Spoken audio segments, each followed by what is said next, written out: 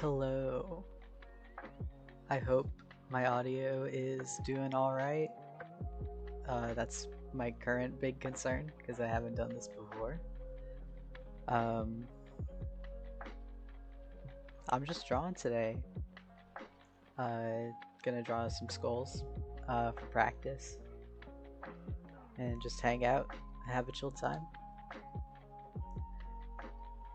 I am glad I sound good.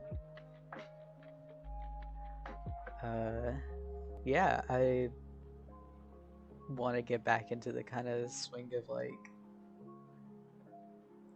drawing again. Had a very busy semester. Now that it's over, I just kind of want to play around. Thank you.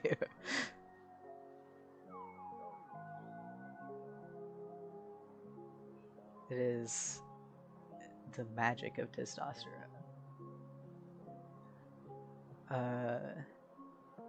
But yeah, just kind of like getting back to the basics, you know?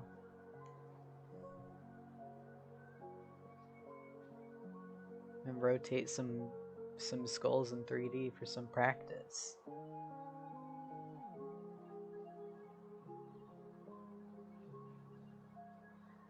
I did not warm up before this, which is probably a bad idea. But we ball.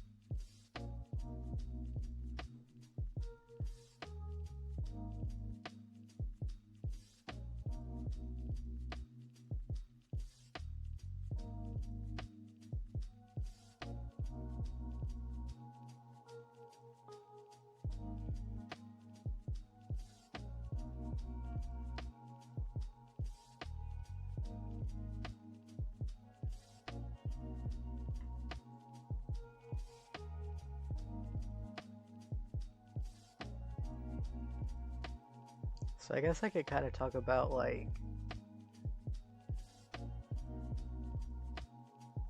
how I'm going about this and what I'm kind of thinking about while I do it. Because I don't want to just, you know, like arbitrarily copy what I see on the screen with that little skull there.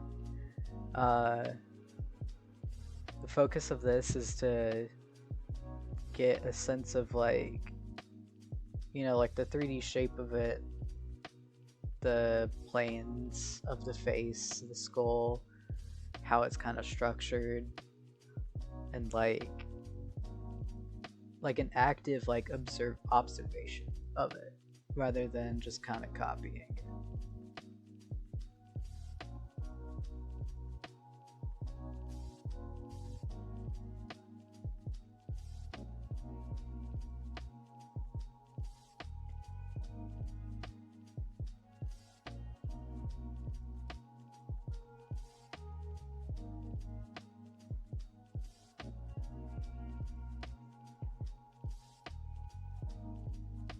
One like big thing from my art classes that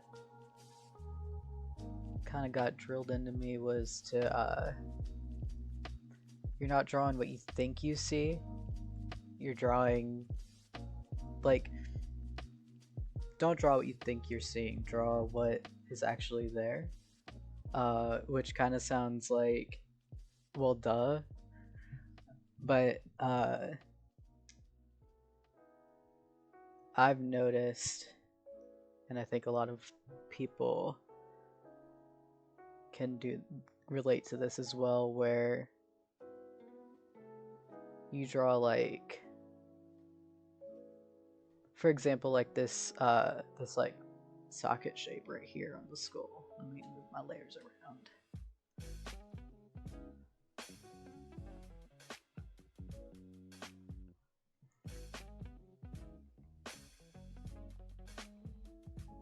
Or like, actually a better example I would give is this like, this little shape right here for the nose cavity. Because you know, you get like the little stylized skulls and stuff where it's like kind of an upside down heart. But like here, zoom in.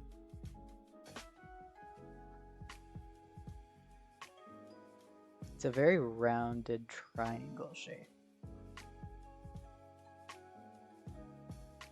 So like,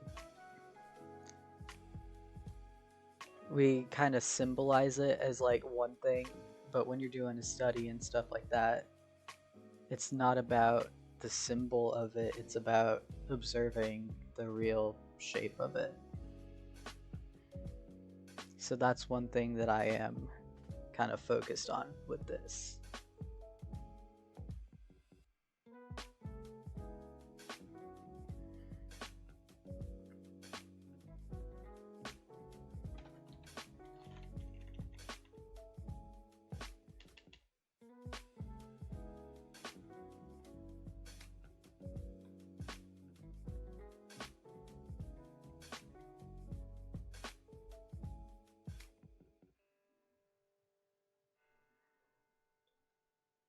Then another aspect of it,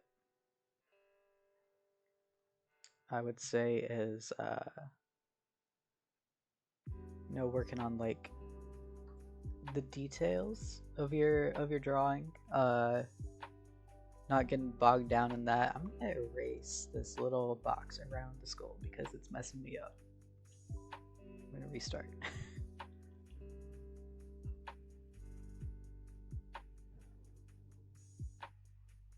So like,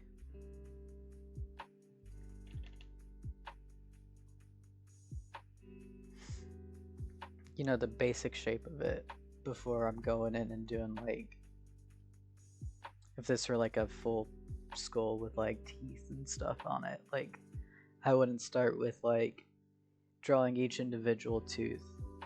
I'd go and like block out the mouth like it is here.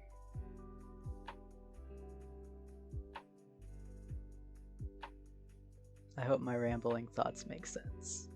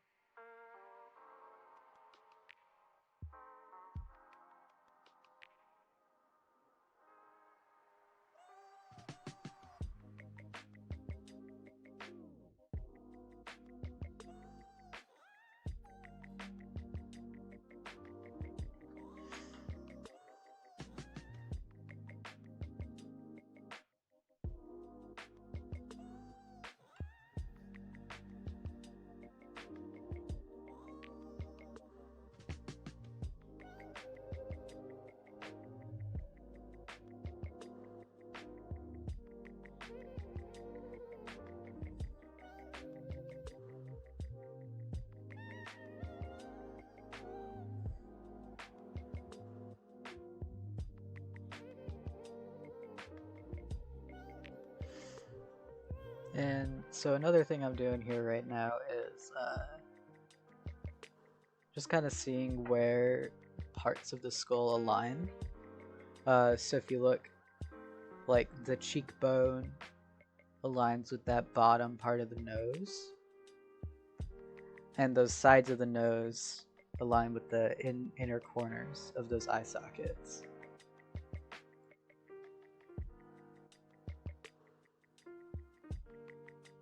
Which means I gotta move stuff around on here.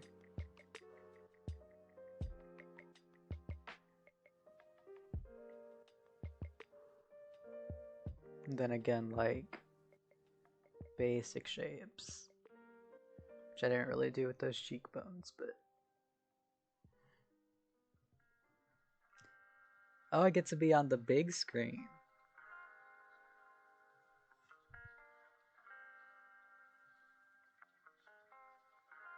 I'm gonna make that into a little trapezoid. I think that represents it a little better.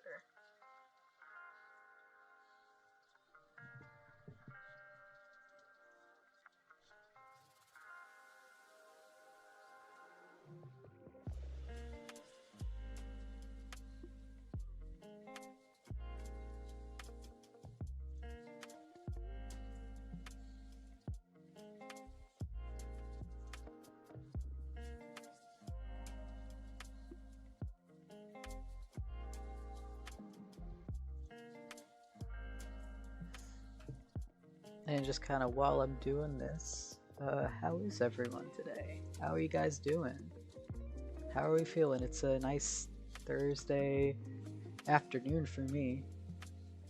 Hope you all are having a good time zone, whether it's morning or evening or afternoon or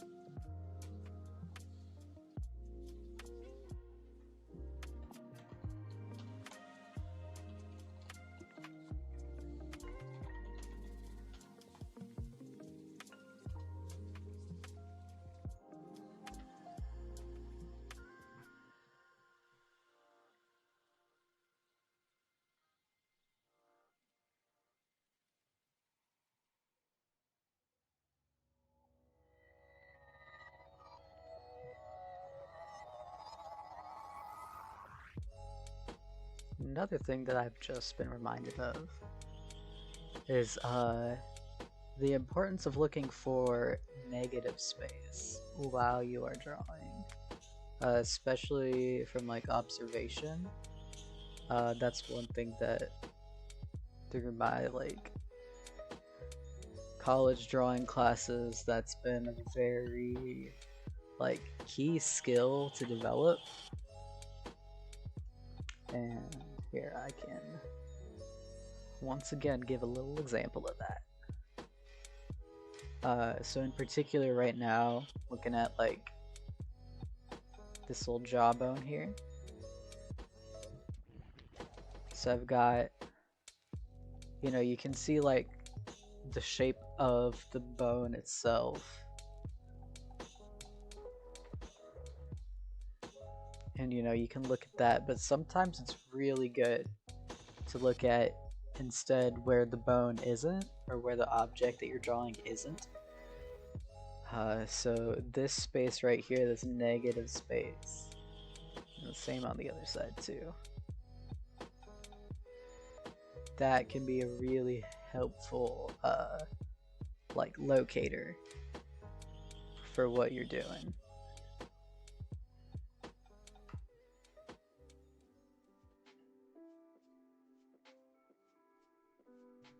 So now I'm looking back at mine after looking at the skull more, and I've kind of stretched this out a bit too much.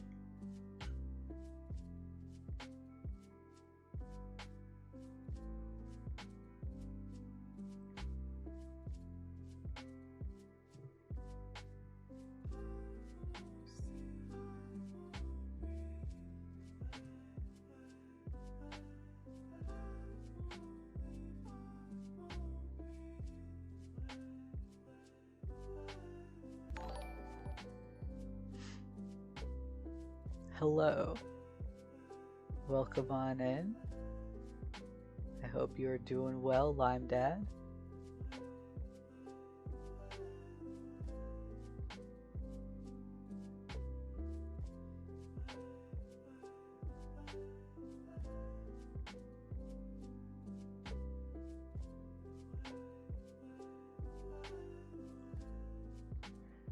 Hello. Completely unrecognizable by your username. But I'm happy you're here. I'm happy you're hanging out.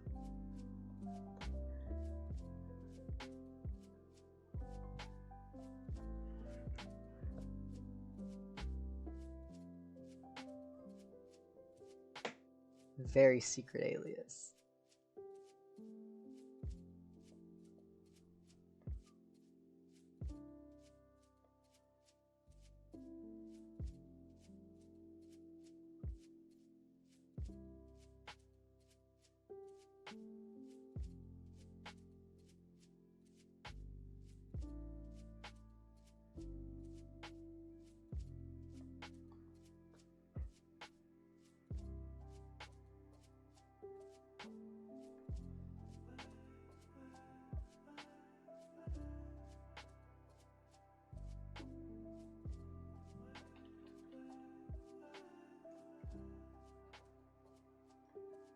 Trying to find a bit of a harder pencil to use. This one's a bit fuzzy now for me. There we go.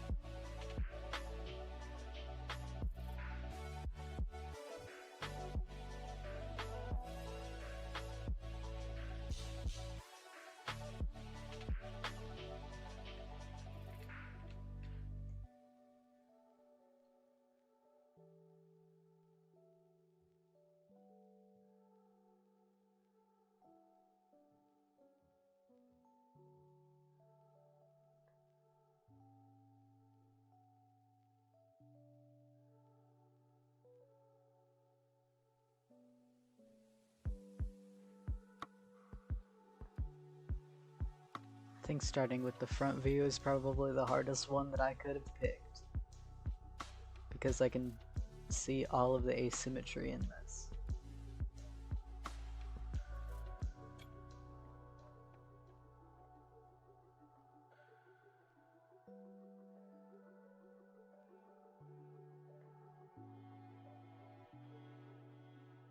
But I really like using this like more simplified and kind of like plainer model. It kind of helps break down the shapes a little better than if I was just like looking at pictures of actual skulls, I think.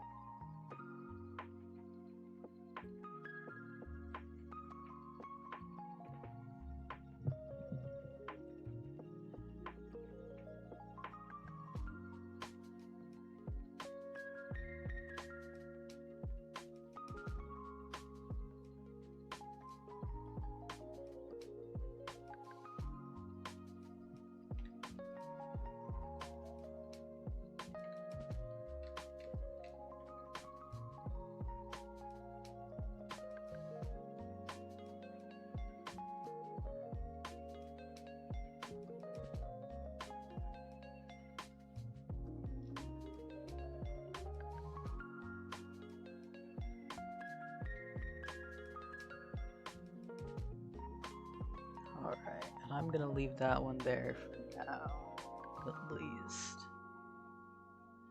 And continue on my little skull rotating adventure.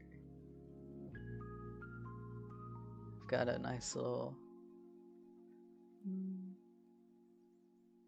this one. Got my little collection of screenshotted angles of this little model.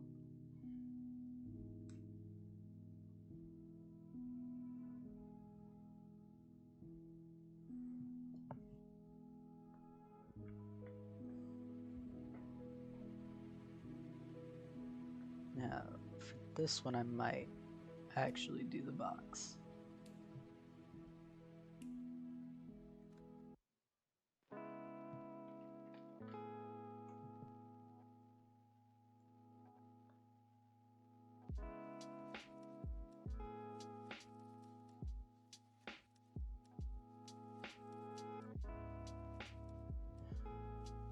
I'm gonna put the box around the actual skull first, just to get a sense of the perspective. Kind of see where we're at.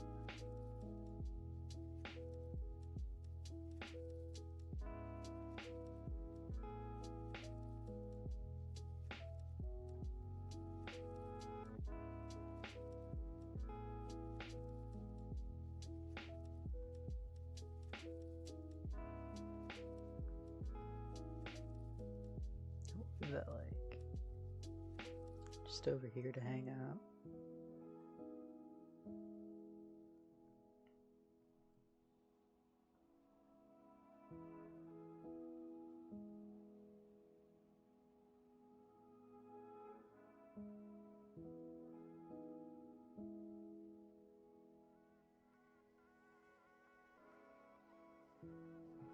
And grab my pencil back.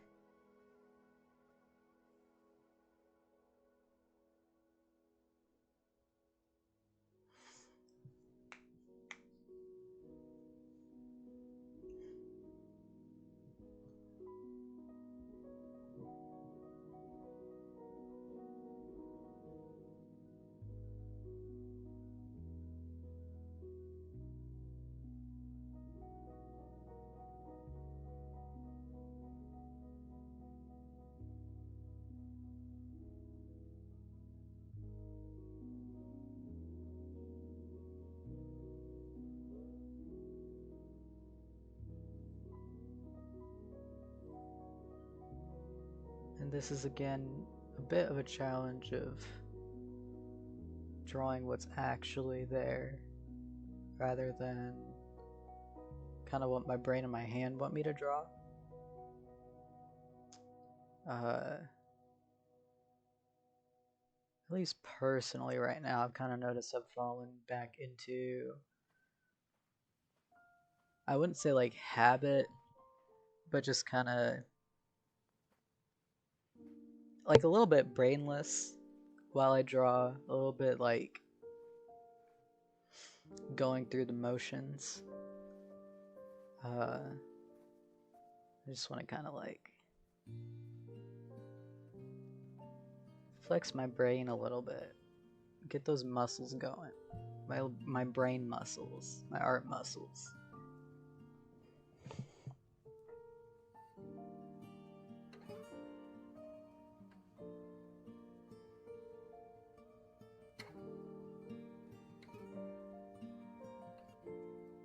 It's been a while since I've been able to kind of practice some basics, get really into like doing some studies.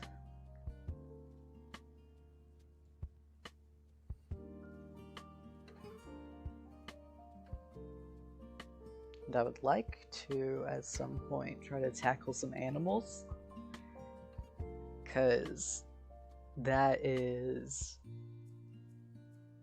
something that I am not as strong in.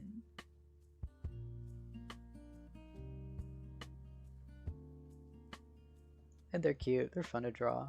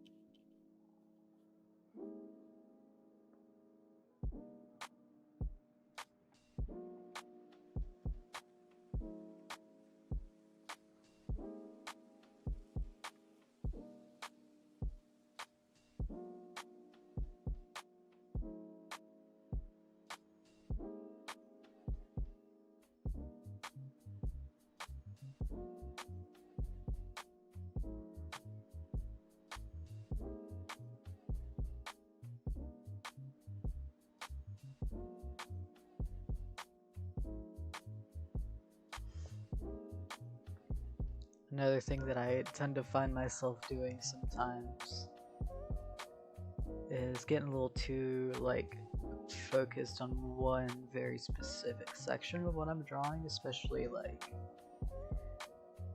in these earlier stages where everything is kind of like I'm like comparing everything to everything else in some time, which is like, I guess, so I need to be comparing all the different parts of the drawing together, but I get a little bit stuck sometimes in like very specific places.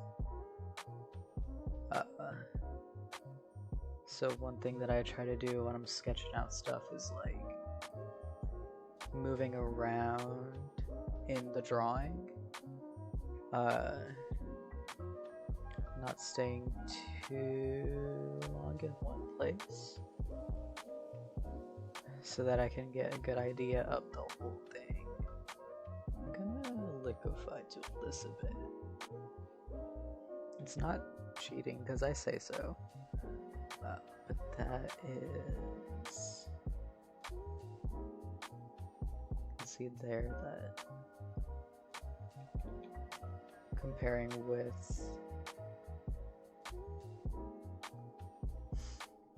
this reference, the skull goes out back further than I had initially anticipated.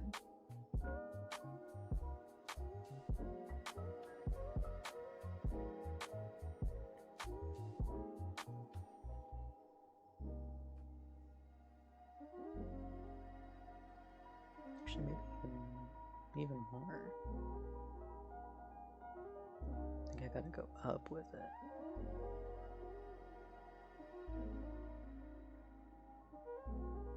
Yeah, there we go.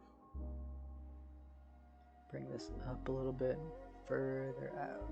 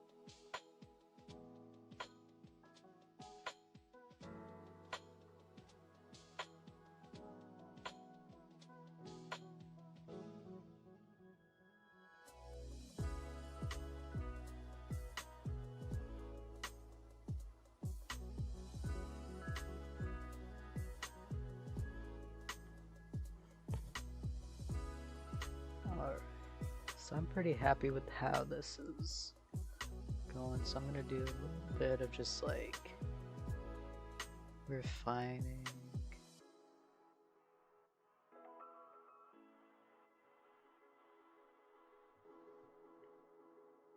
These are meant to be kind of fast and loose, but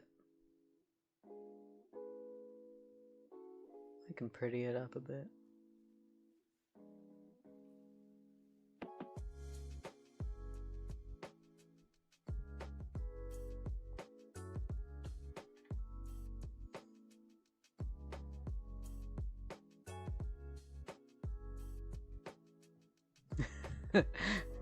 Thank you. I felt pretty rusty lately, so it's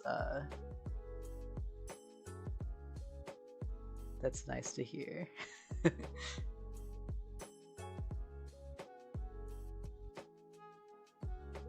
Or I guess read. Same difference. Yeah, for real. Yeah, wrecked my school, absolutely.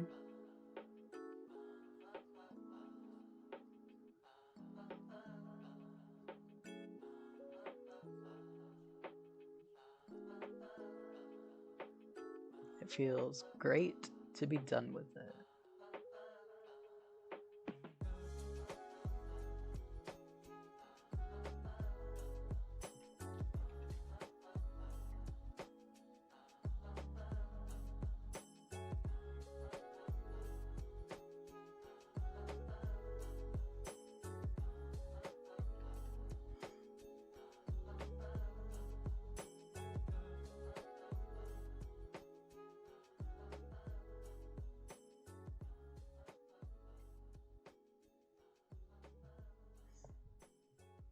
And it's nice too, because, like,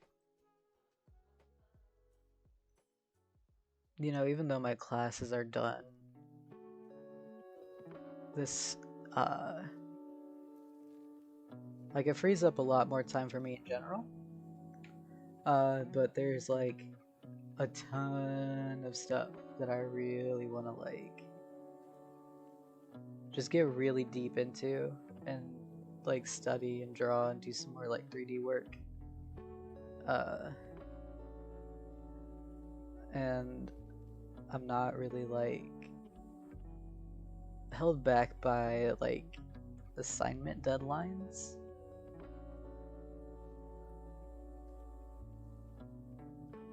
The Rock Lee training weights are off now, I guess.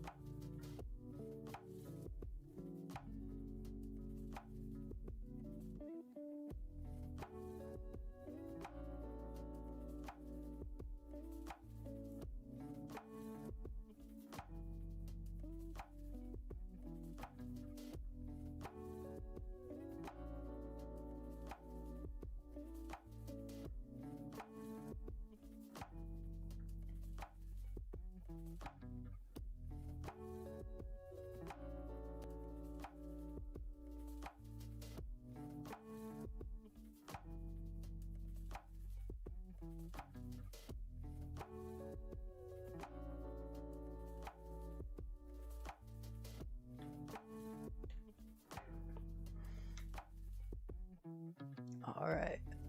Now I think Mr. Skull's gonna go in the corner again, joining his buddy.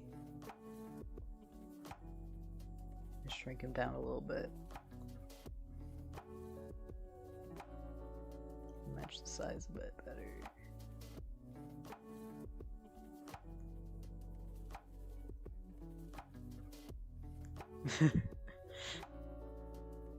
Into the corner with you.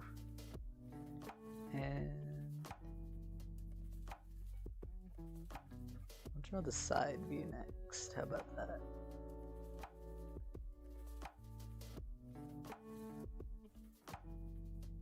that a little bigger.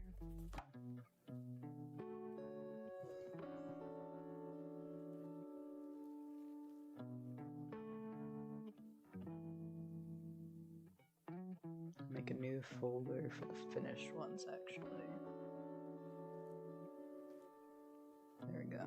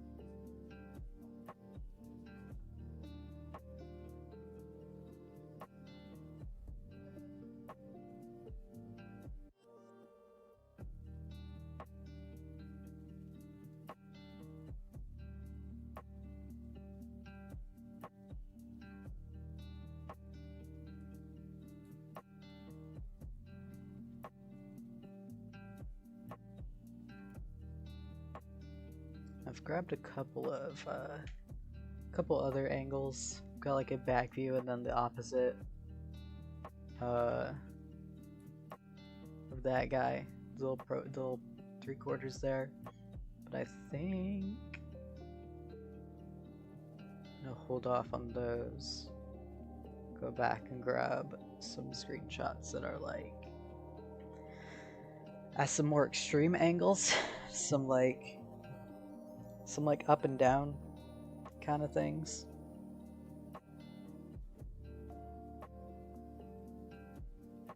Starting off a bit easier and then progressively getting a bit more difficult with as I get more warmed up.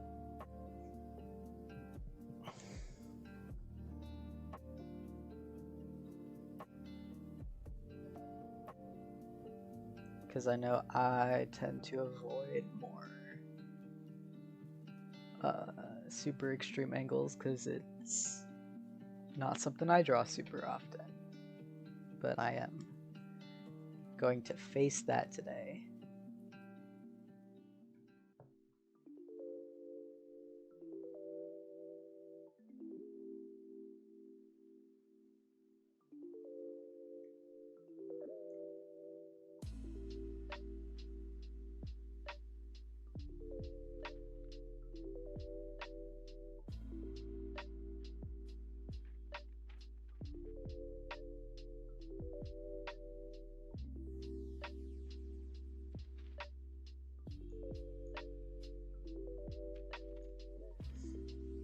And I don't know about anyone else, but this is like,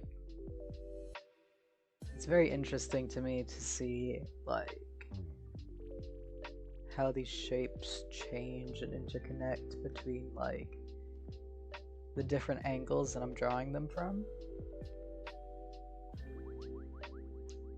Like doing the cheekbone here, seeing how these planes like move around and change based on what angle they're at. It's pretty neat. Like I think this line right here is like this right here on the front.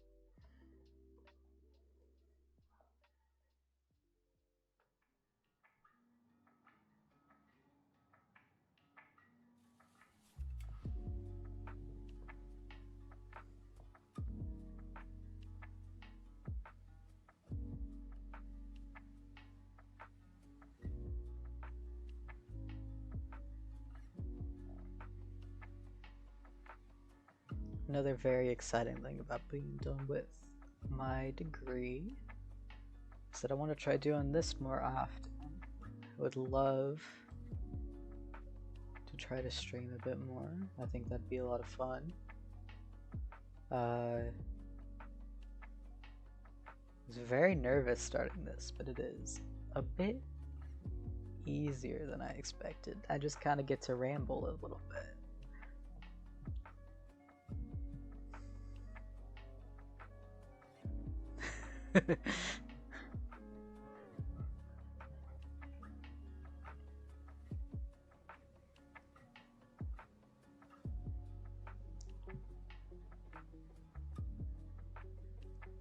Yeah, I just get to kind of like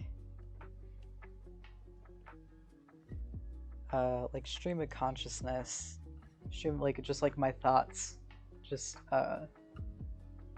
speaking them instead of just kind of staying quiet.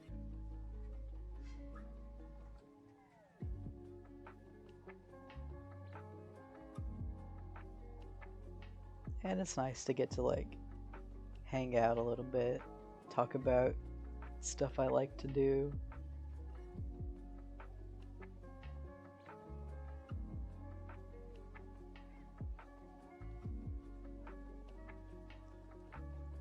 I'm trying to figure out why this looks a little bit off. I think I've once again made the jaw a little bit too small.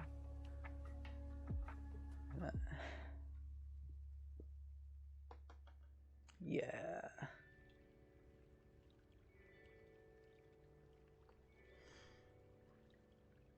Gonna play with the liquefy tool again and see. Yeah.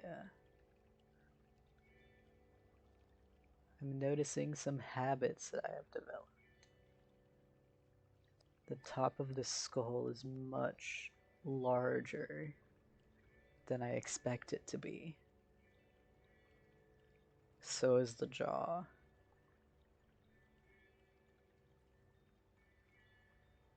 The cranium, if you will. And the mandible.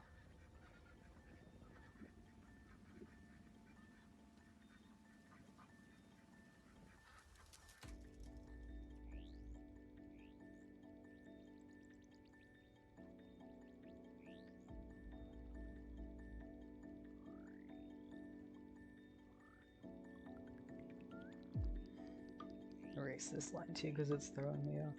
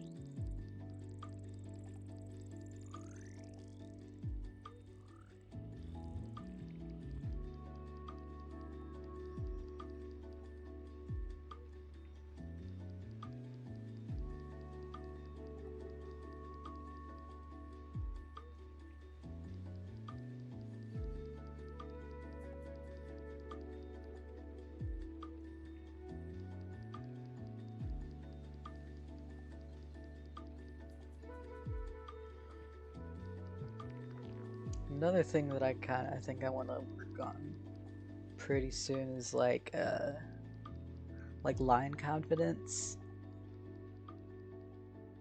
I noticed that just kind of in my like lack of practice, I've kind of gone back to my little like really sketchy little lines, not like chicken scratch, but like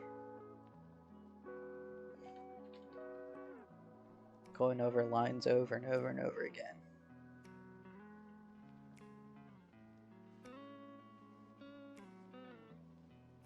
So I want to try to find some little exercises for like line confidence and stuff like that, because I think that will be pretty beneficial.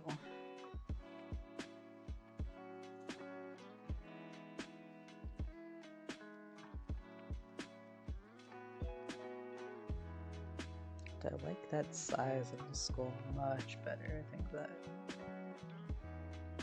works a lot better, yeah.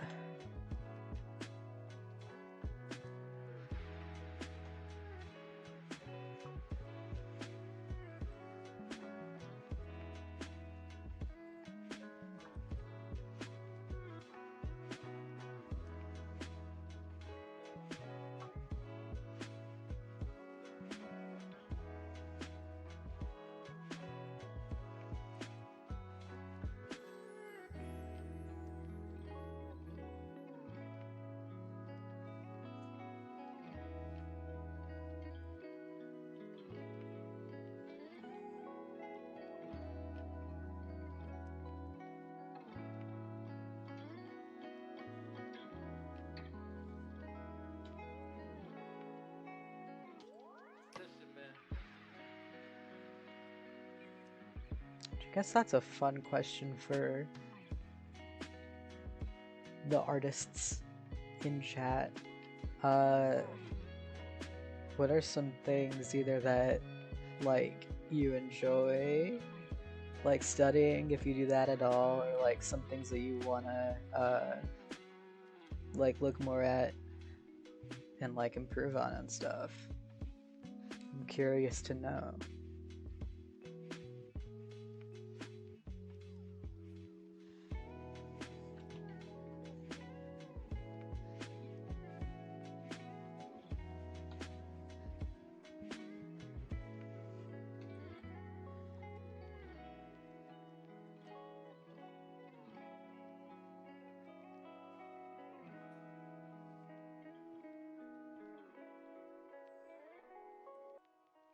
One of my old go-tos for especially when I'm feeling like when I was feeling like kind of art blocked. This is mostly like back in high school. Was I got really into just like drawing hands. If I didn't know what to draw, or if I wasn't feeling like the inspiration, I'd go, you know what, I'm just gonna try to draw some hands and see where that takes me. So I used to hate drawing hands, but now they're really fun. I need to start making a list of some stuff that I want to do more practice and studies of. So that's another thing.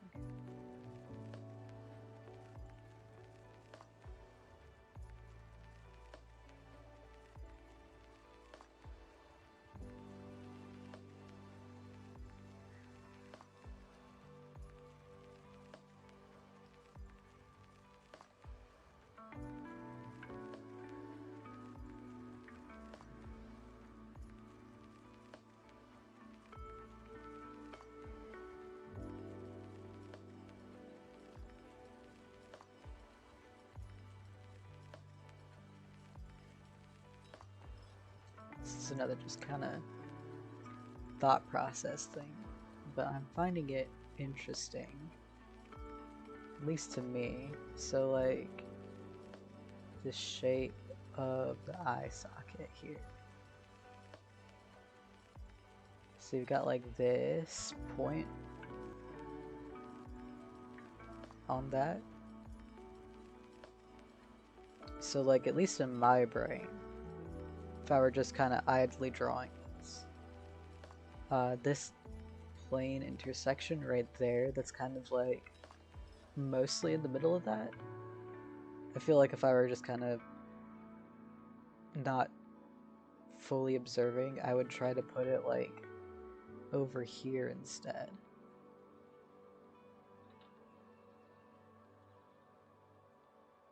I don't know if this makes any sense at all. But I wouldn't like... I wouldn't think to put it in the middle unless I was like actually properly observing, and now I know that that line goes in that little angle there is like in the middle of that. In the middle of that like top part of the eye, which actually I want to see.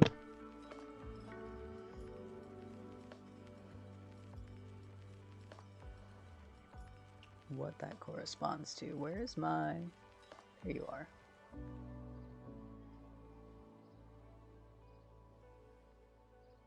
That's very interesting.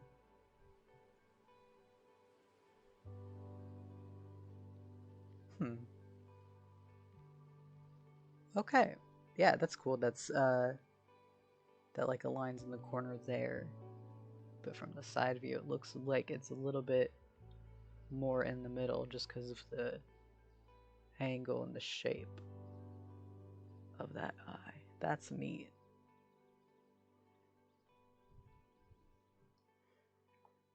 Scoot. Nope. That's the wrong layer. Scoot you back over.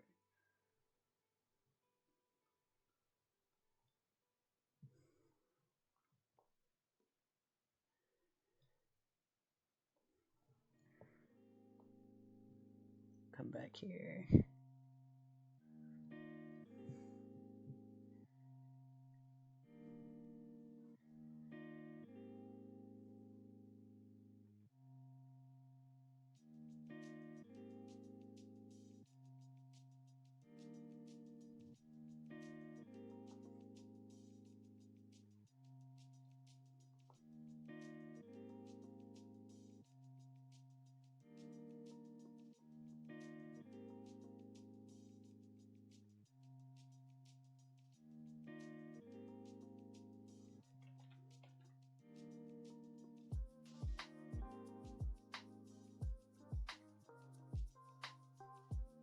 Do a little bit more refining on this. I may take a break here soon. Probably just about like 5-minute break. Probably once I finish this, so I can grab more screenshots of our little skull friend.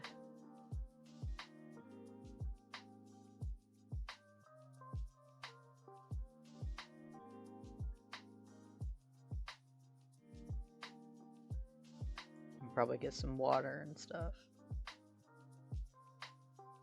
Hydrate myself. I do not have hydrate redeems yet, so I have to remember to do it myself. Yeah, I gotta get slurping.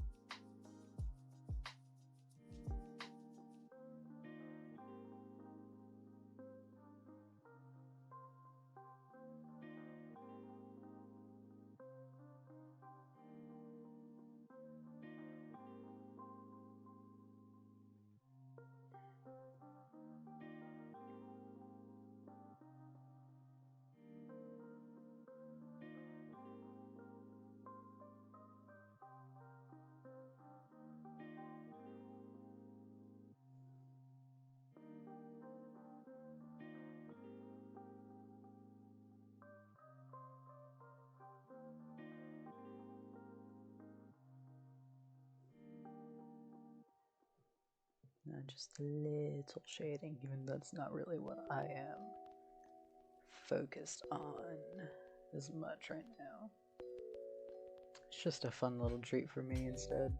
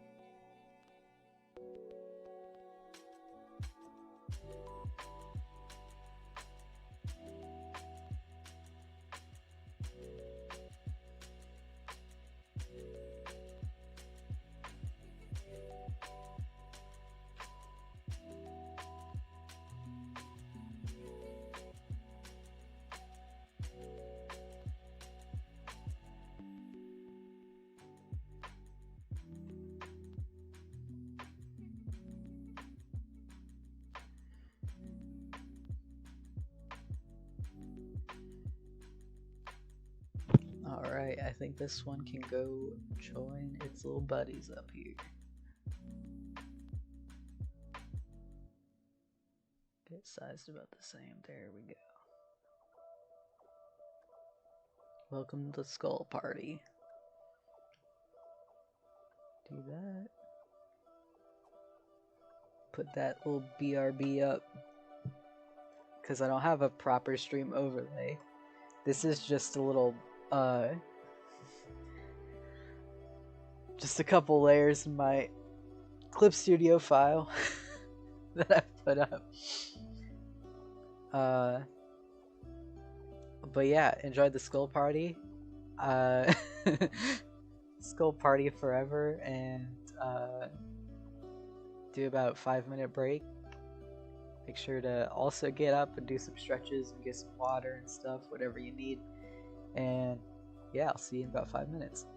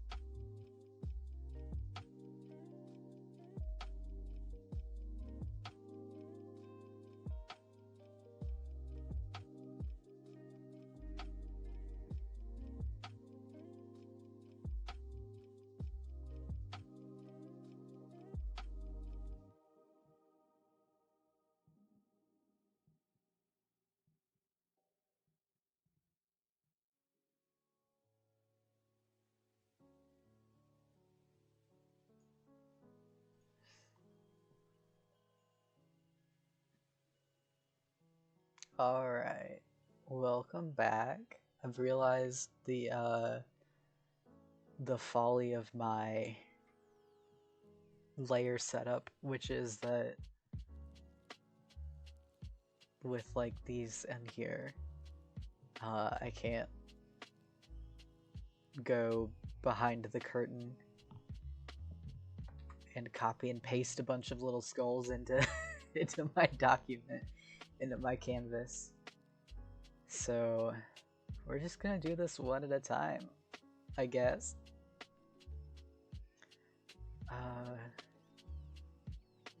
But yeah, I'm upgrading the difficulty. We're getting a little silly with it. I like my little 3/4 angles, so I'm staying with that, but we're going from like a top-down kind of camera. So a fun and interesting new experience.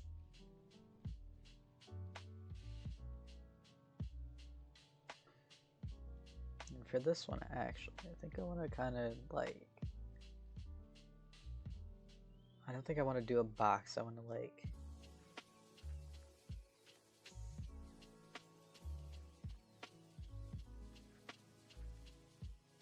get a little circle in here.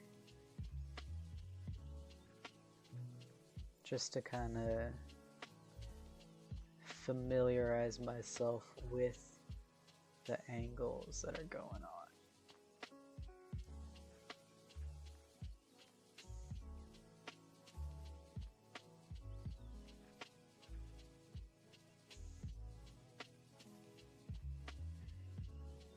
Like that.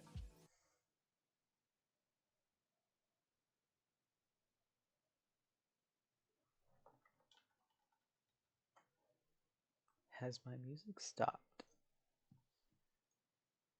Oh, it is buffering. All right. Let's see.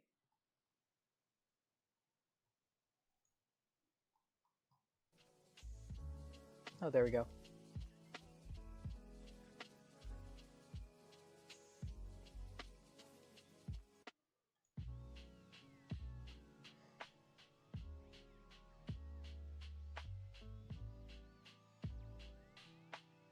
I knew I would not get away with having no technical difficulties at all during this.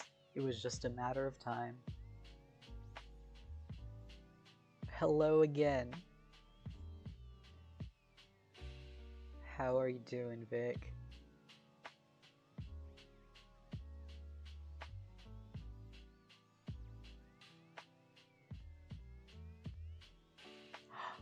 Oh, you're drawing newts. What kind are you drawing?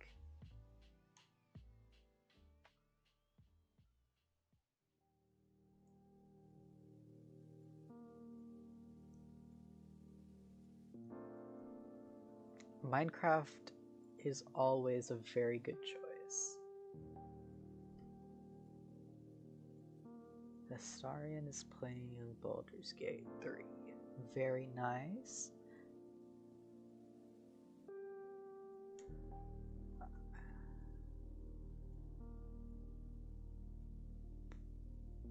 I have not played Baldur's Gate in quite some time, unfortunately. I got to like Act 3 and the game decided to load everything in all at once and slowed my computer way down. So as much as I really like the game, that kind of put me off it for a bit, but maybe I go back to it. Yeah, I got to like the city in Act 3. I got to like Baldur's Gate.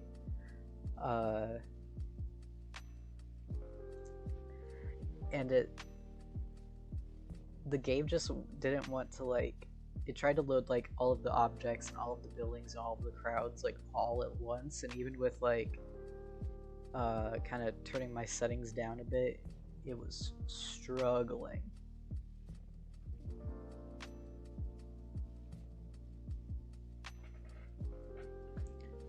5 newts native to the Netherlands. The northern crested newt. That sounds really cool. I'm very excited to see your newt drawings.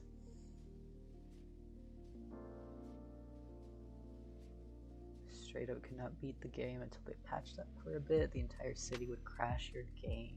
Oh man. They did fix it somewhat recently and added a bunch more endgame stuff as an epilogue. Oh, yeah, I heard about like the epilogue patches. I didn't know that they did some like optimization fixing for that too. That's nice. Yeah, maybe I'll finally try to go back to that. Because I miss my weird little tiefling, and I miss Gale.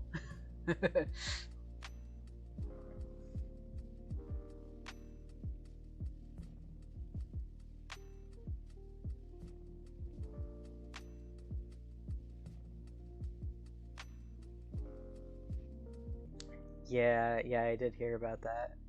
The unique kiss animations. I've seen Gale's, and it's very good. One of my friends has finished Baldur's Gate on stream and was romancing Gale, so I did get to see that. That was nice. That was very cute.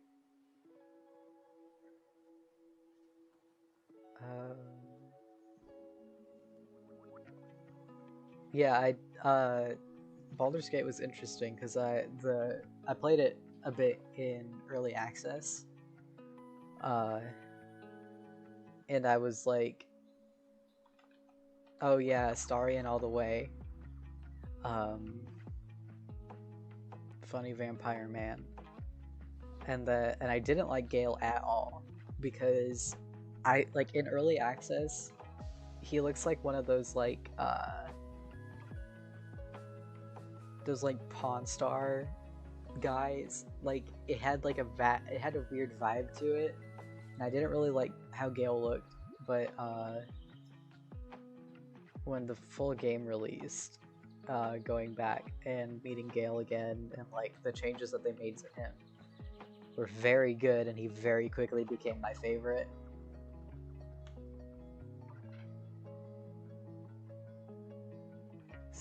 Love Astarion's kiss animation. He's currently doing a run as Zed, romancing Will.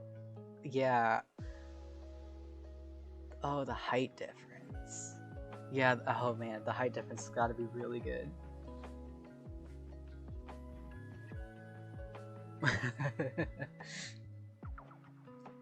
Astarion got you.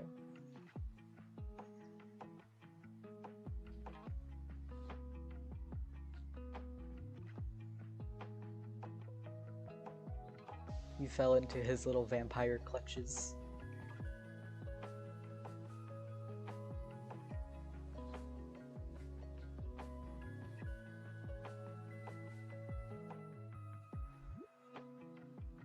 I do want to do a run romancing Will because I think he's awesome. I really love Will.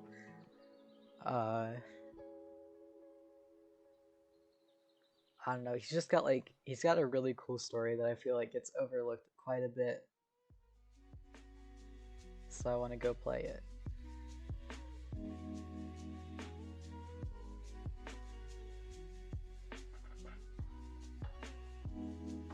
Yeah, his dance scene was really cute. I felt really bad when I got it because I was like trying to do, I was like picking options that I was like, oh, this is just like me being nice to Will. And then it turned out to be like, oh, romance scene, and then like made both Will and Gale very unhappy. And I felt really bad, so I had to reload a save and do it again. So I didn't hurt both of their feelings. Works great with Zed, there's more of a slow burn. Oh, yeah, there's no... You don't get to like do anything with him in like the earlier sections? Yeah, because that was like, wasn't that like end of Act 2 where that happens? It's been quite a while since I've played, so I don't remember.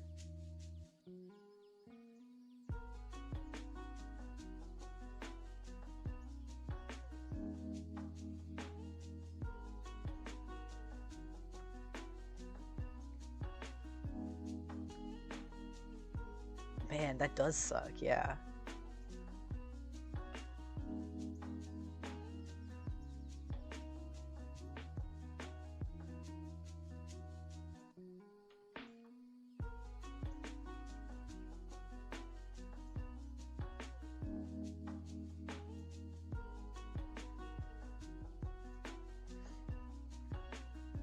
I'm once again making my little mistake of making the top part of the skull too small. But I am recognizing it and I am fixing it, and I think that is a very important thing to do. At least I know what's going on.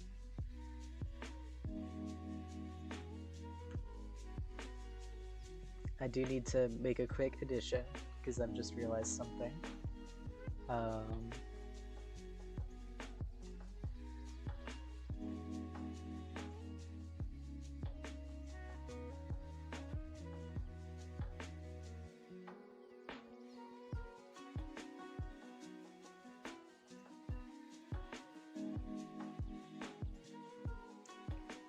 Please enjoy. I'm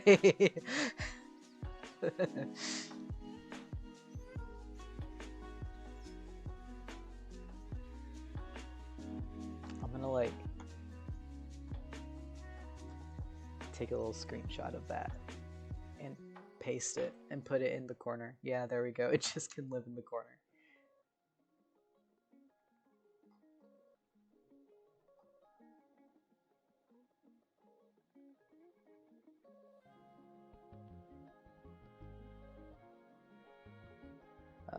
So that I don't have this layer up the whole time.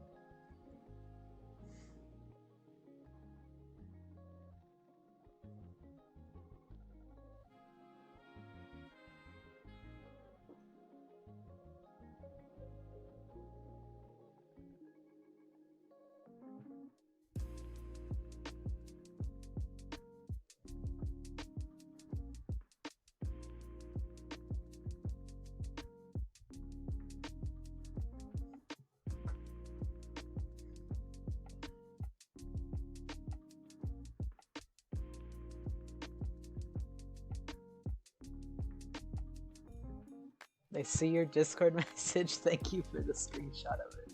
Thank you for saving that.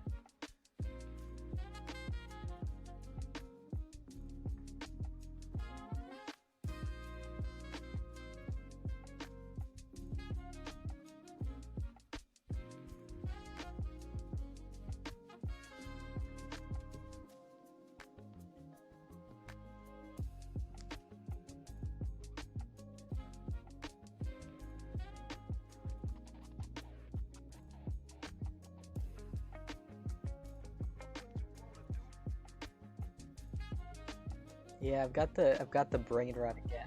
Maybe after I finish this, I'll pivot for just a second and doodle my little tiefling because I miss him.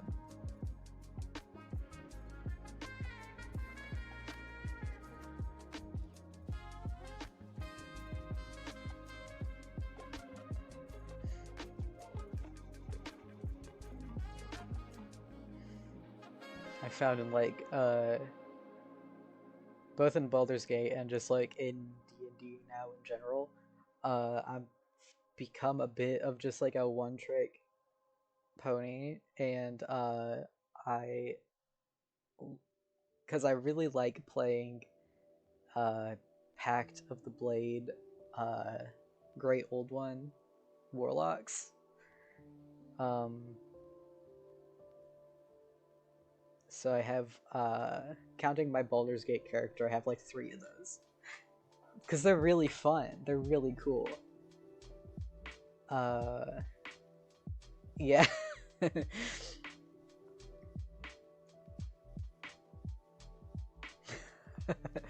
Oh, a tiefling named Tragedy. That's really good. My first adventure into the Warlock Zone was my changeling named Dim, who is my little profile picture on here actually. And they were just like pure Warlock, Great Old One, Pact of the Blade, and that was super fun.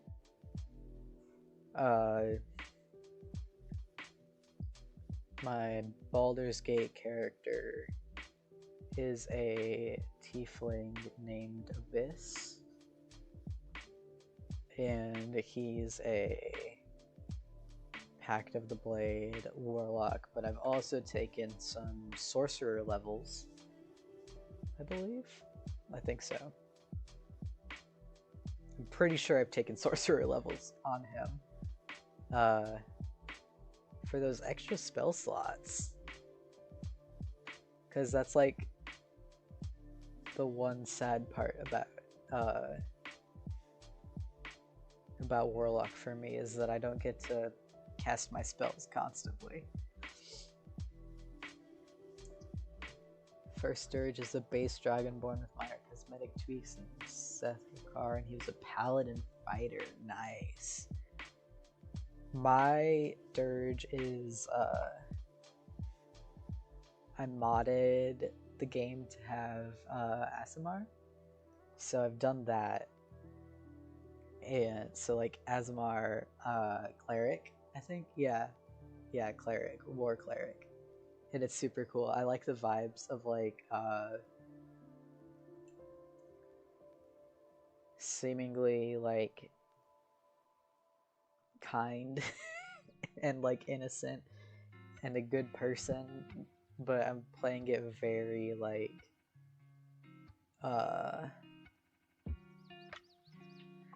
very leaning into the dark urges that you get. I want the bad ending. Or I guess the good ending to me. It's a good ending to me because I think it's fun. Quite a few boss encounters where you just walked into the boss and he's like 3 attacks and smite. Yeah, I love how broken some of those combinations can be. The mod is really cool. I think it has like a fallen version of that, because I think, isn't that what Zed is? Set up as a dirge. I have a headcanon for his story being definitely dark urge stuff he rediscovers a celestial heritage. That's neat. That's really cool.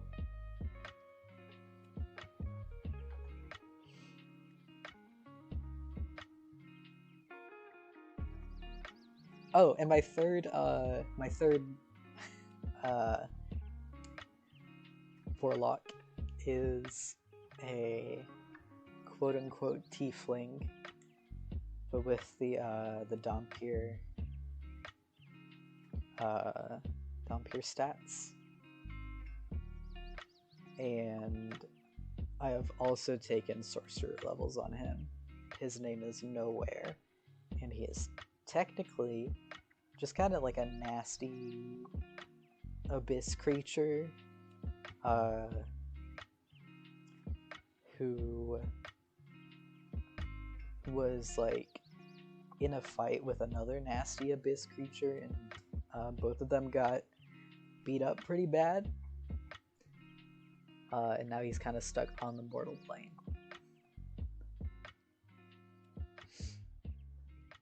Hello Fuzzy, thank you for tuning in. Nice to see you. Zed is a giant cinnamon roll. Zed is very cool, and I like him.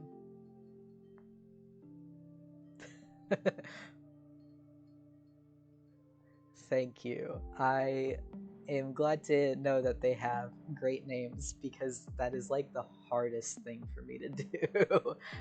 I really struggle with naming my characters. It takes me forever. Thank you, Fuzzy. we've been on hiatus in that campaign for a bit, but I think we're getting back to it this week, so I'm very excited to go play him again.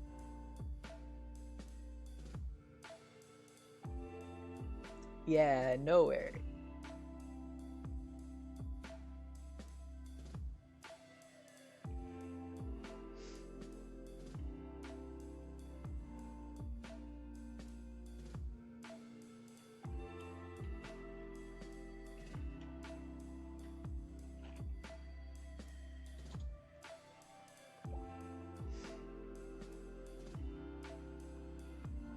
I hope you have fun. Thank you.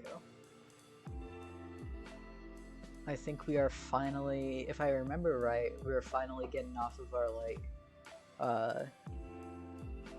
lovingly and jokingly referred to as our tutorial island, because we've got a few people in the campaign who have not played D&D before. So we're about to unleash our strange little party onto the rest of the world.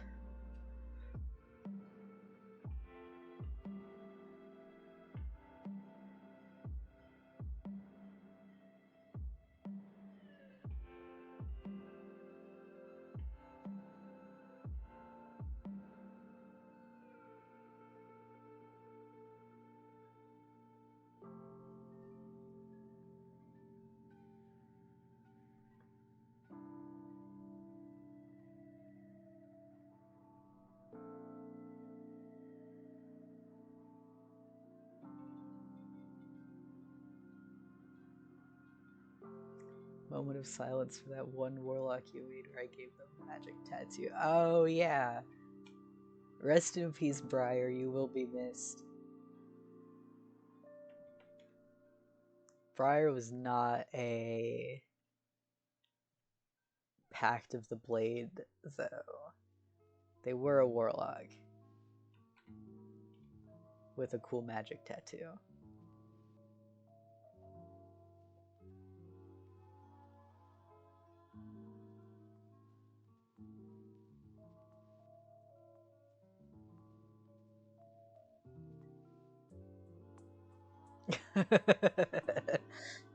Hilariously, I also have a character named Briar who is also a warlock. It's a good name and it's a good D&D class.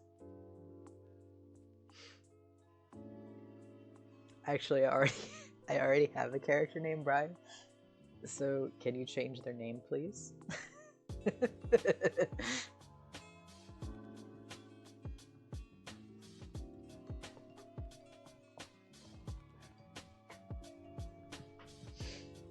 Made a secret thing that the patron can see through the marking, through you, and the markings. The markings can move, and the patron can manifest through them. That's very cool. I like that a lot.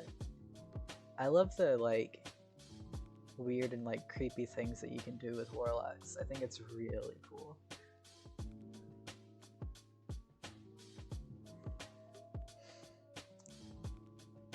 Like, Dim, for example, their warlock patron, basically, like, existed through them, and, like, didn't have, like, a physical manifestation. It was just, like, a little guy in their head, essentially.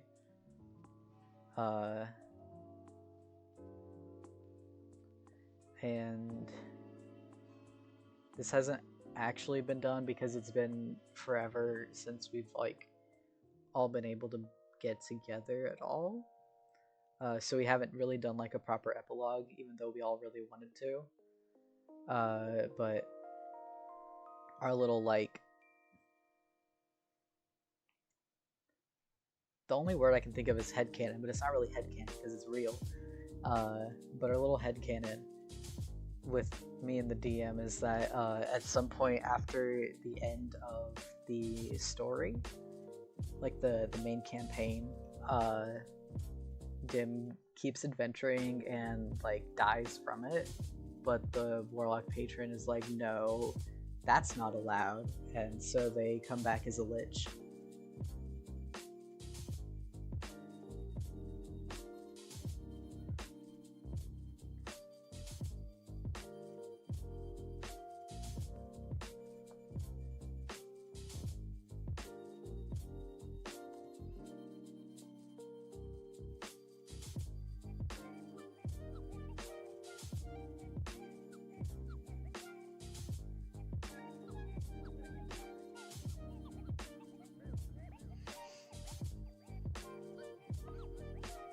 Yeah, I thought it was really cool. I thought it was a really fun thing to play with. It's like basically like God won't let me die.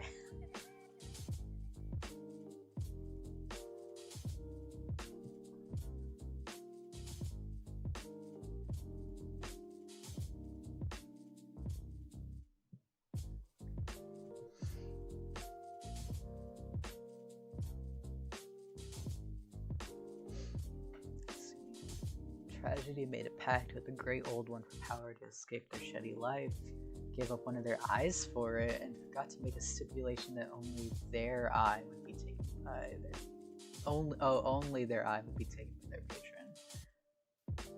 The entire body got warped without them realizing their patron kind of holds their autonomy against them. That's really cool. It's like that's reminding me of the like Pathfinder has the like flesh warp characters that you can make. I don't know if you've seen those or not, but they're very cool. And I used the flesh warp concept to make yet another character. Is kind of tiefling adjacent. I don't remember if I made him a warlock or not, but some kind of magic user.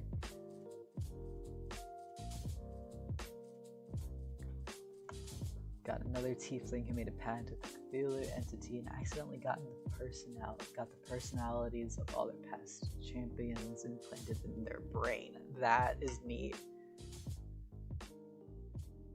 I'm calling you out on having cool characters too. I'm calling you out as well. You can call me out, but I'm gonna do it right back.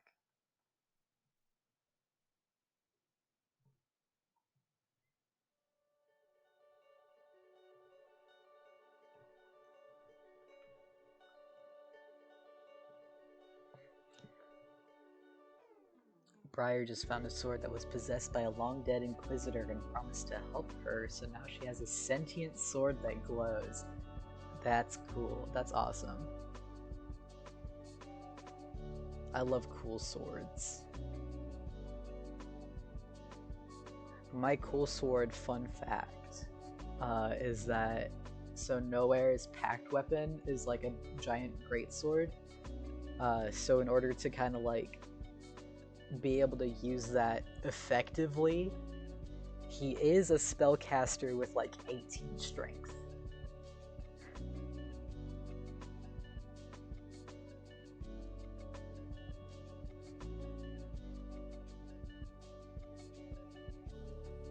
Which I think is like the highest strength stat in the party. Because the rest of the party is we have a blood hunter, a cleric, what else? A rogue and a wizard. So I'm pretty sure my little warlock sorcerer's 18 strength is the highest out of everyone's. Really high dexterity and charisma. Yeah.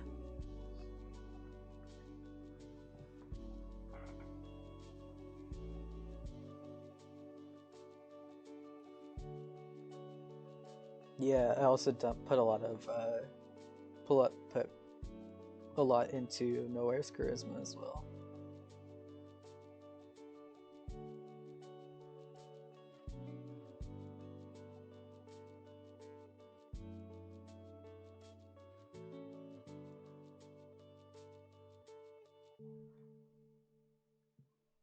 Okay, well, I am happy with that.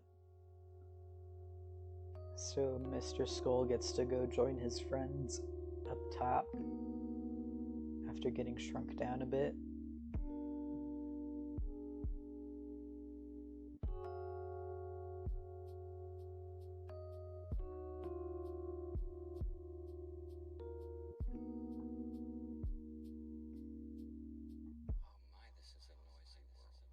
That is the wrong folder, I think.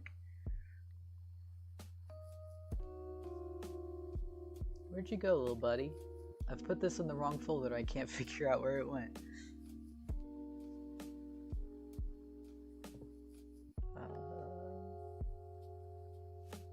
Oh, there we go. How did you get all the way down in that layer file? Those layers.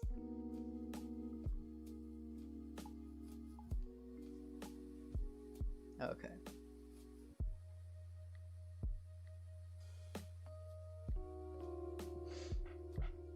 Funny thing with Briar is that if anything happens to sap her intelligence or charisma, she reverts to goat brain and her sword takes over. That sounds... Goat brain sounds interesting.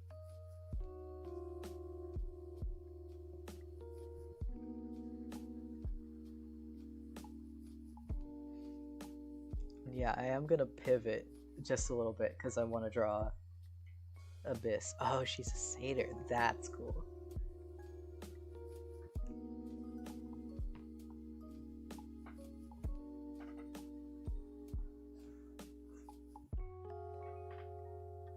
Satyr Asimar, but stat-wise satyr. Nice. I would expect nothing else from you.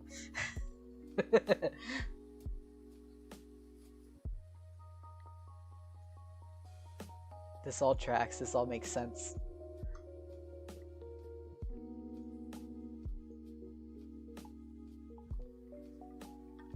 Just going and digging for some screenshot of Abyss.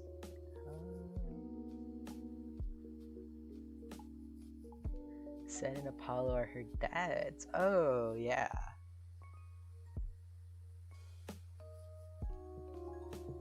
Okay, here's one screenshot that I found of him.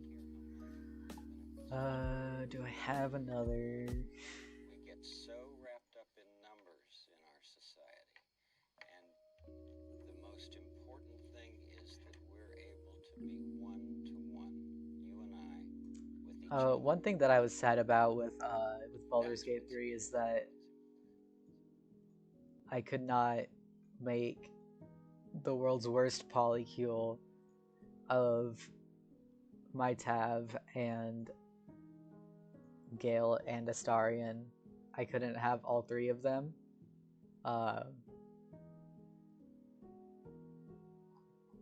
It was very sad for me.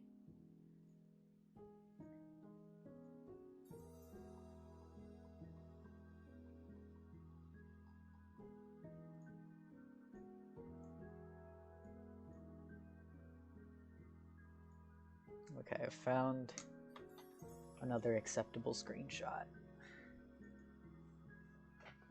of my beautiful boy. Oh, this is before they patched the like tiefling horns thing.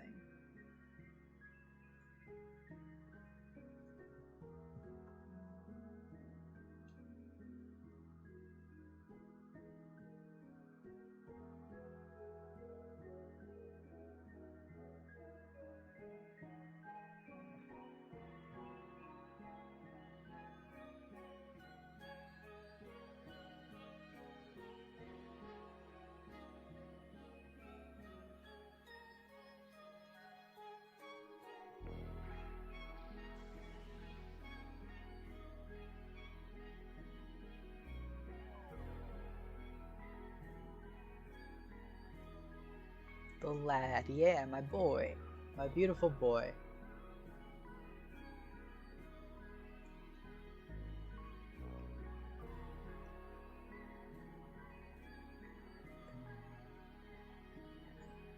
There you go. Rearrange my layers a bit. Hide the skulls. Except for this one. This one stays forever.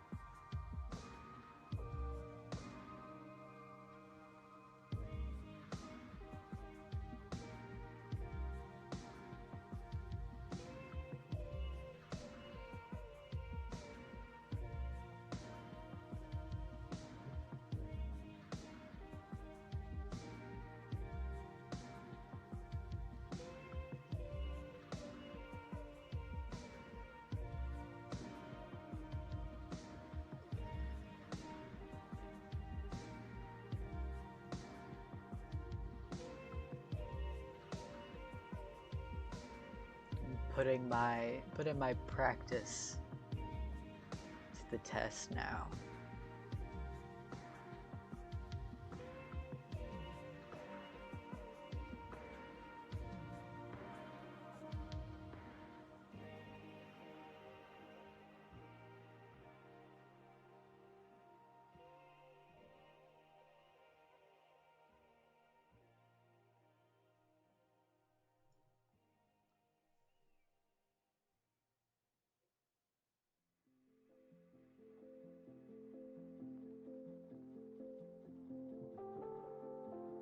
He's bald right now, but don't worry about it.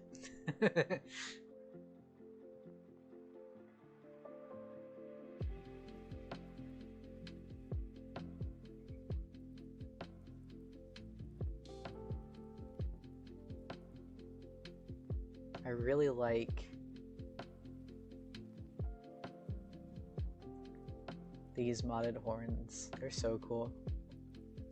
There's another version of them that have like little dangly jewelry and stuff on them, which are really neat, but don't really fit the vibe that I had going with the Biz.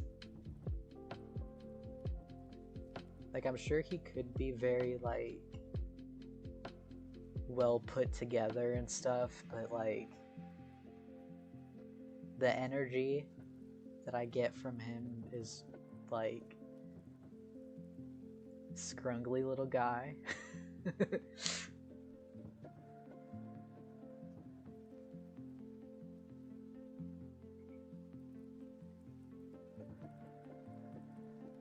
Oh, I'm drawing on the wrong layer.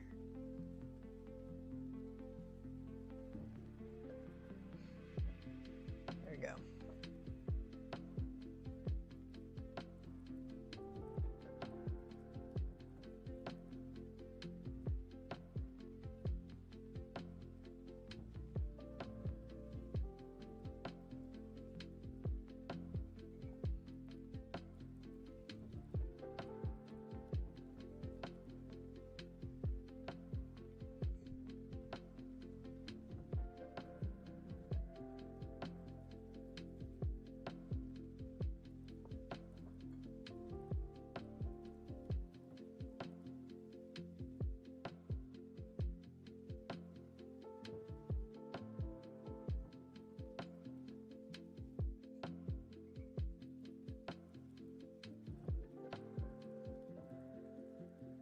Oh, Vic, I very much enjoy your characters.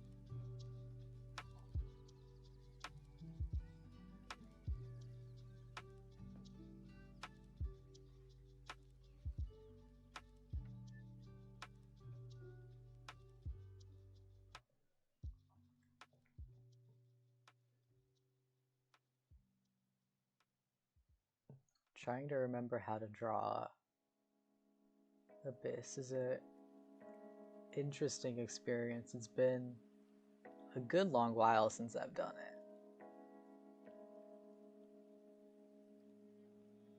Like,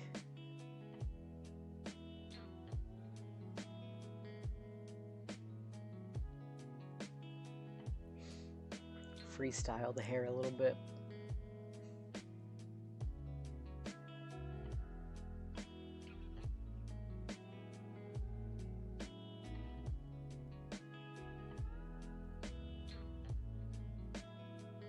Erase some lines for the horns because that's kind of just getting in the way.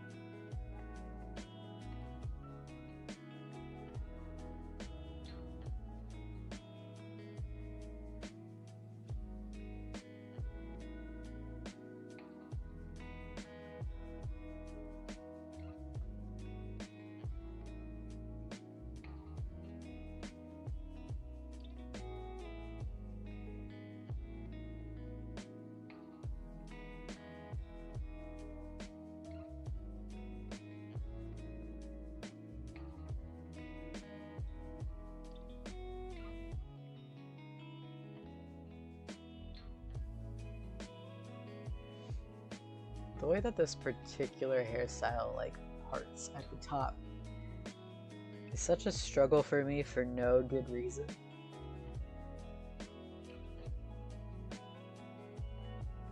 It's just like weird little bangs, but it's like a middle part.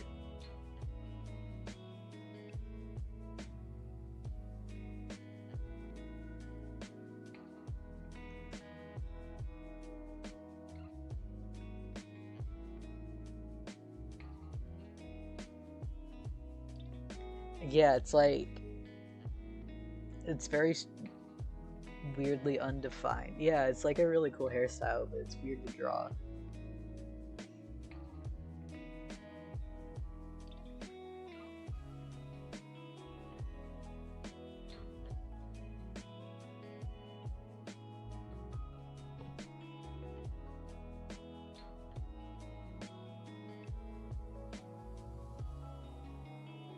It also hides their ears, which I'm changing because I like their little pointy ears.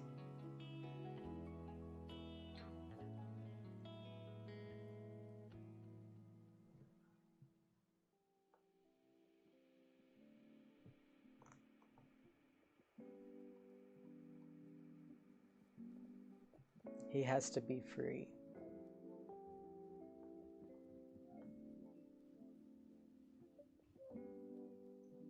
Make another layer to try to properly do the hair again.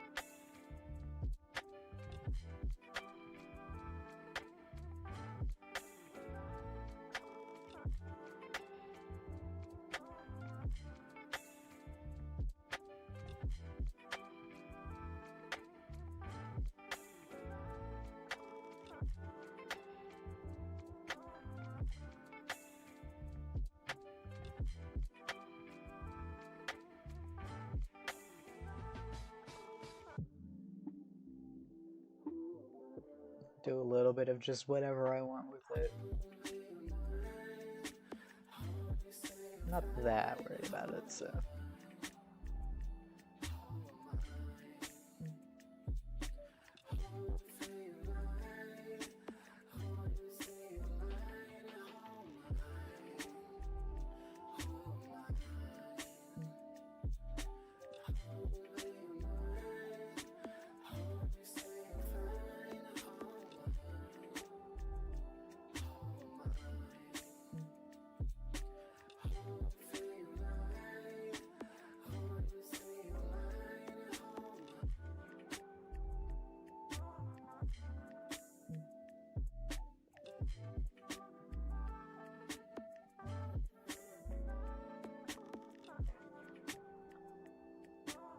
Yeah, I'm good with that for now.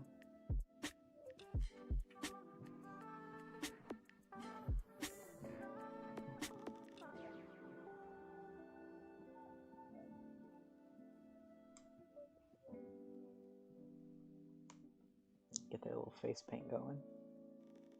Tattoos? Face paint? I think it's tattoos. I haven't decided, lore-wise. But I feel like it's probably some kind of tattoo.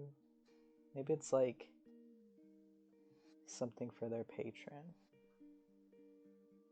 To ban the bot.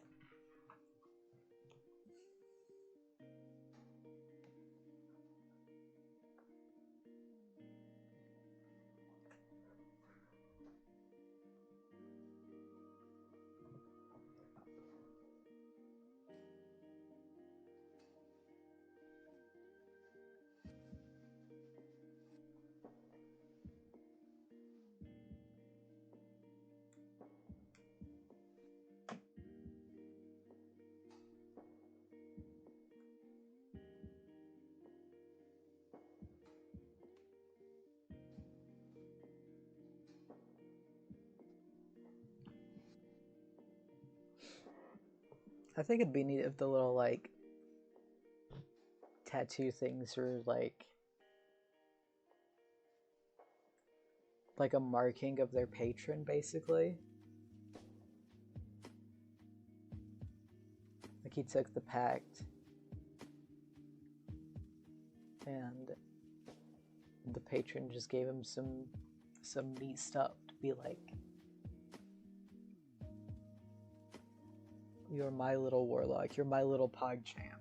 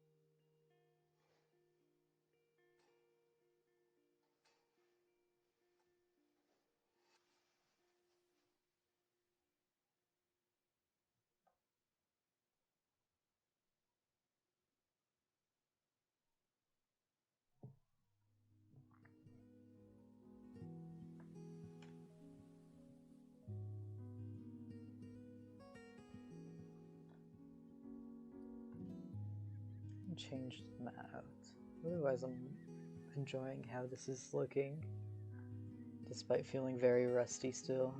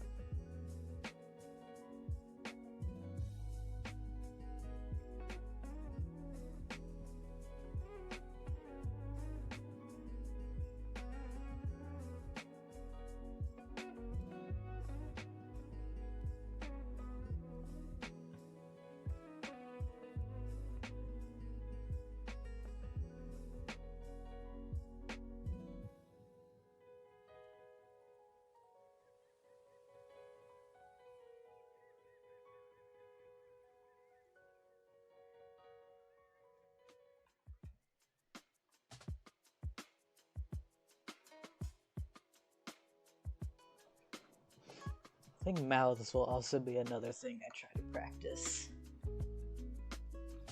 Because it's not necessarily like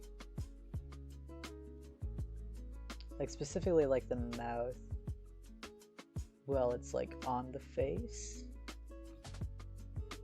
Because I think sometimes I struggle with that a bit. Getting it like angled nicely. Stuff like that. Yeah, that's better. Sometimes I gotta go over it like a couple times before it looks normal to me.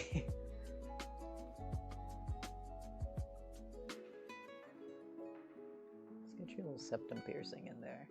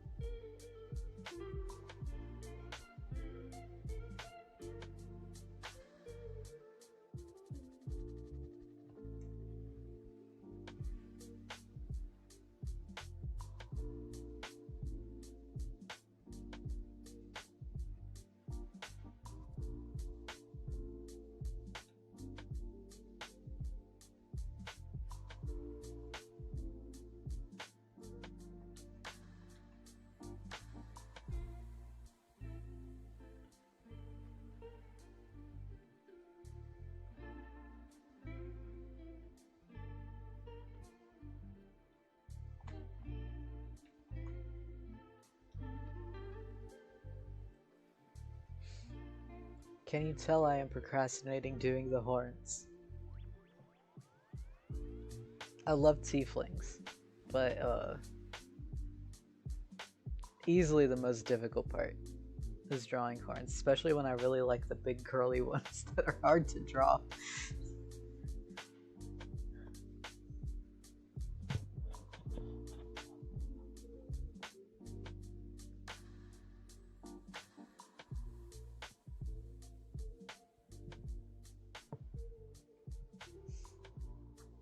They look so cool, but like the cost.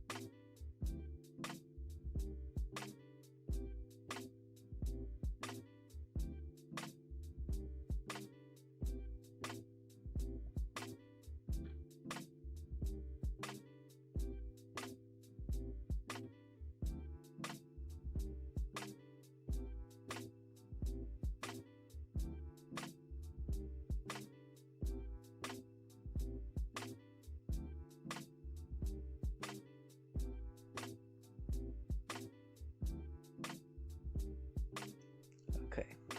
I think that's a good enough shape base for now, at least. There we go. Pencil.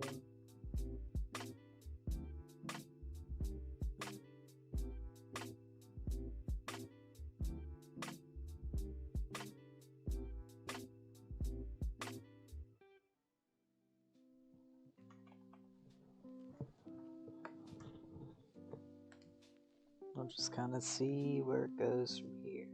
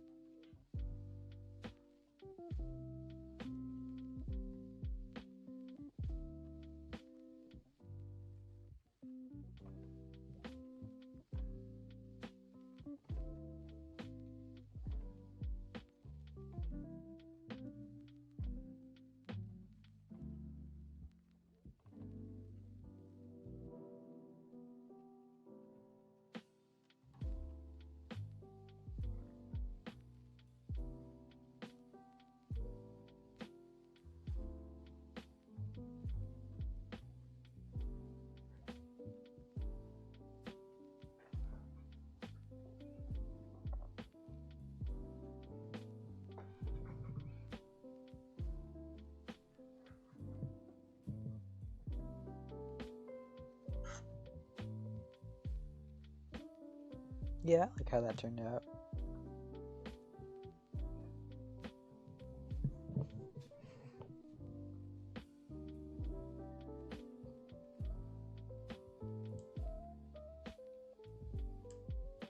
Just gotta do a little erasing.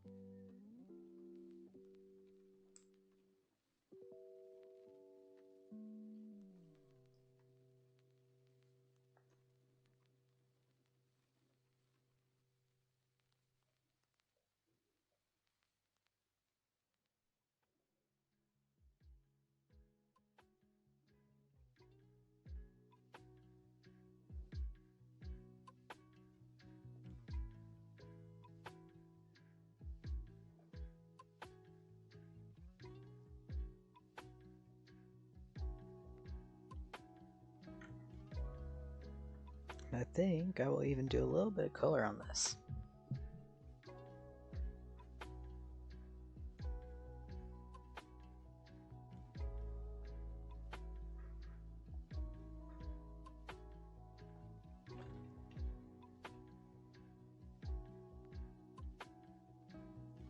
That's a bit too purple.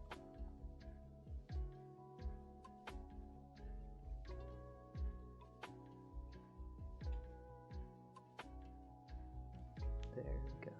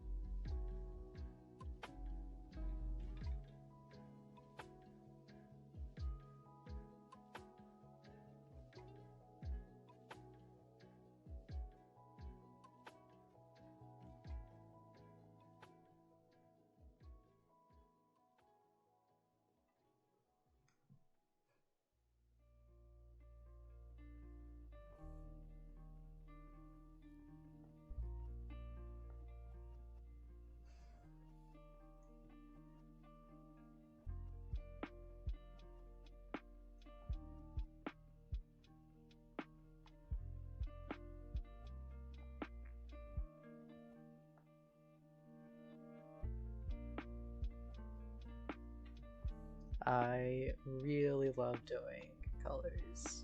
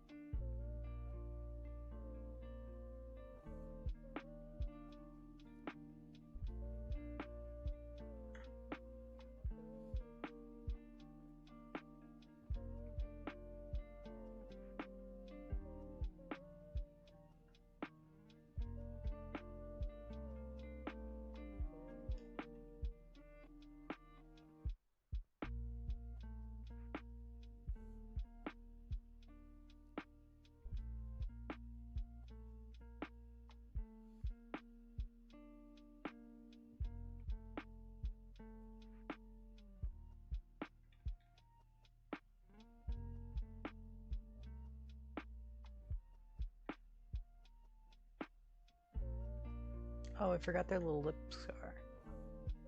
He needs his little lip scar. It's important.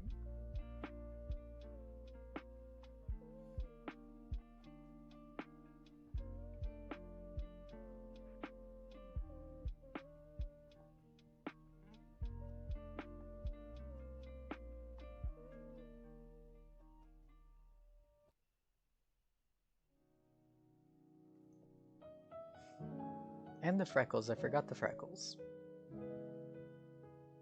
Shameful.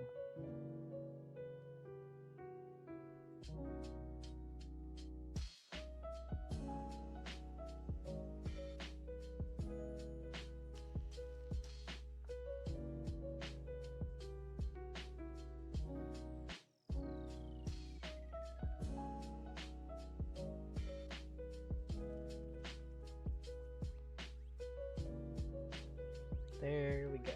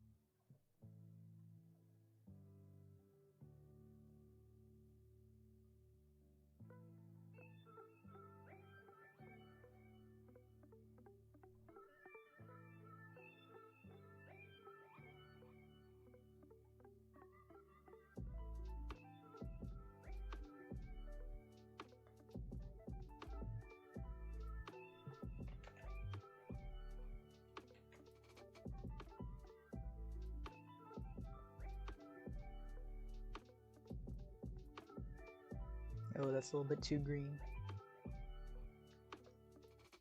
Too green, too light. Is that better? Maybe. I'll try it out. Because his hair does have a little green. Like the highlights option, that was green.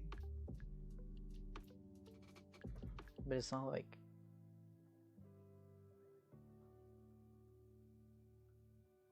That one just looked weird. I think maybe I go more blue tinted. And then add the green in. That's better.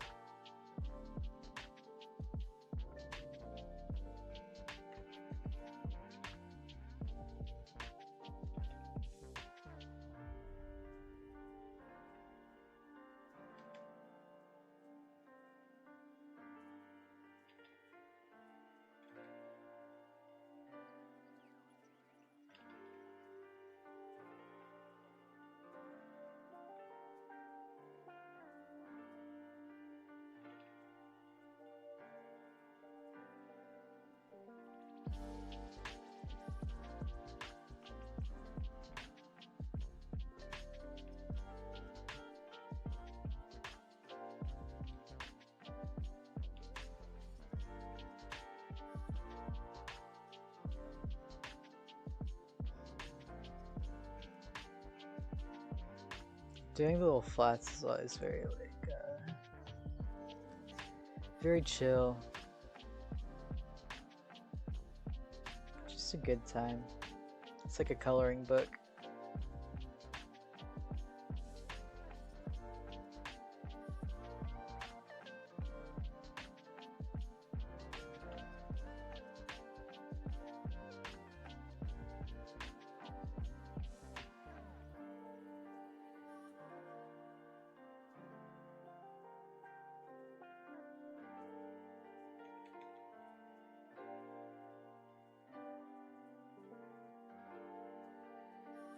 And some little hair strands.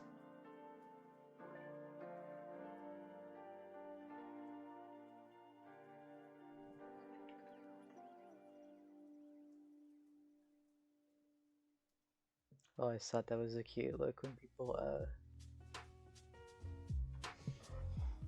you've got like your massive hair basically, and all your liner and stuff, but people will add in like little strands that are just like painted and not lined. It's a fun little bonus.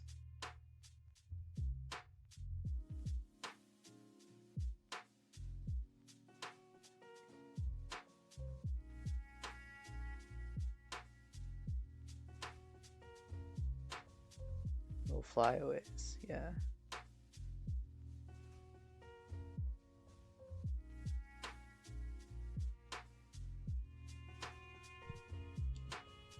Oh, and his eyebrows. Can't forget about that.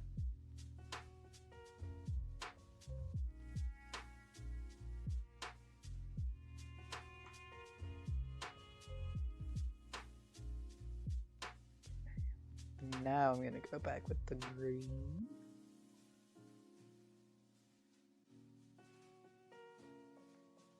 I like it being this kind of like tealish color. That's nice.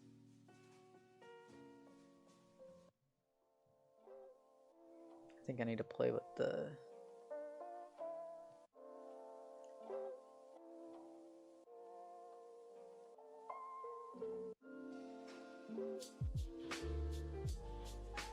saturation a bit. Yeah, there we go.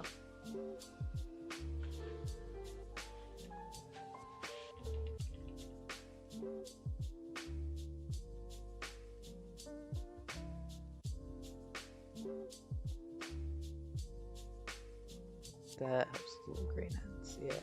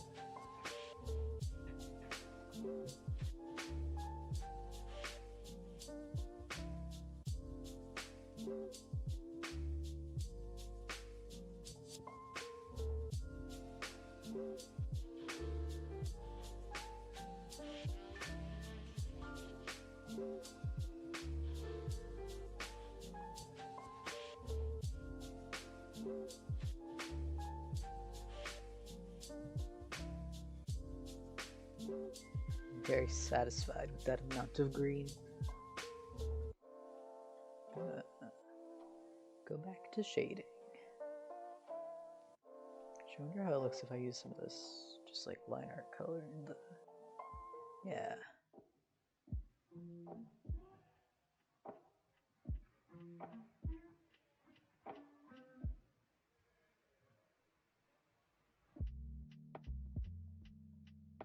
Give a little more depth to his hair.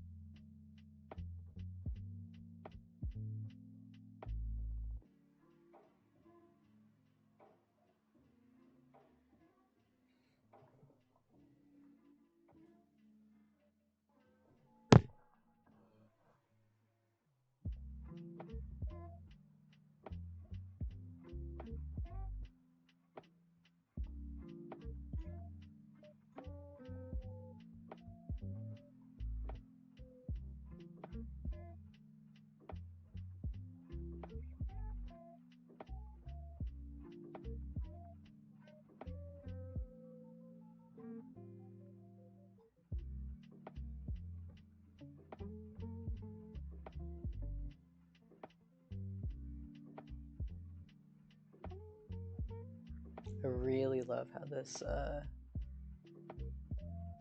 just some like random marker brush that I found on Clip Studio Assets, but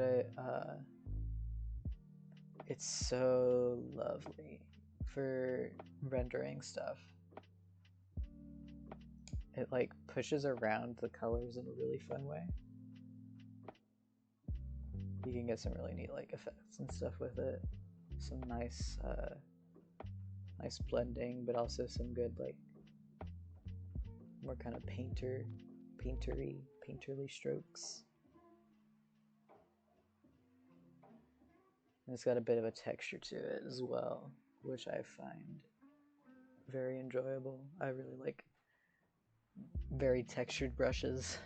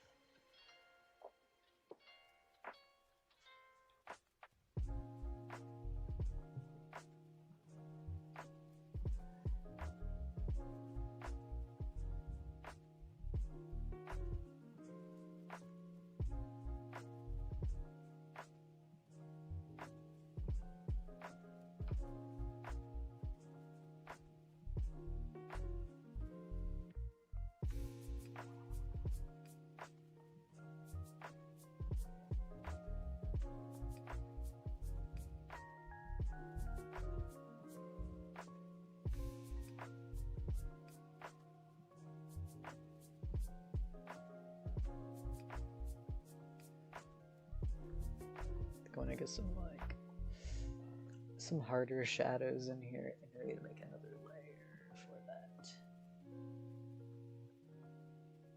Kind of drag that down. Let's go a little bit purple.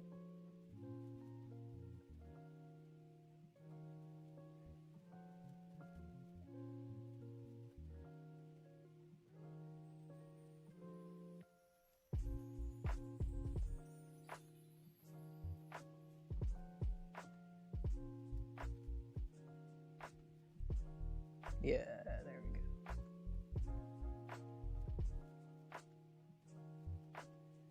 Maybe not that dark.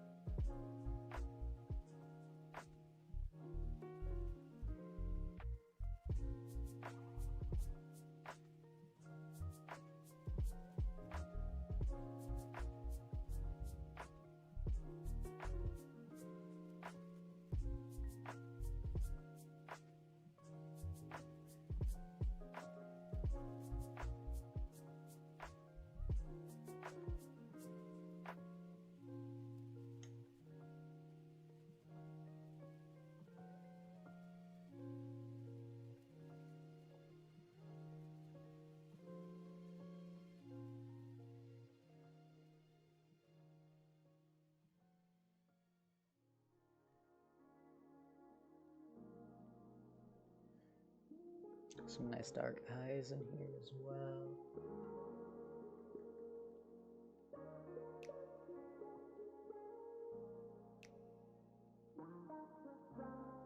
I'm gonna do my favorite part.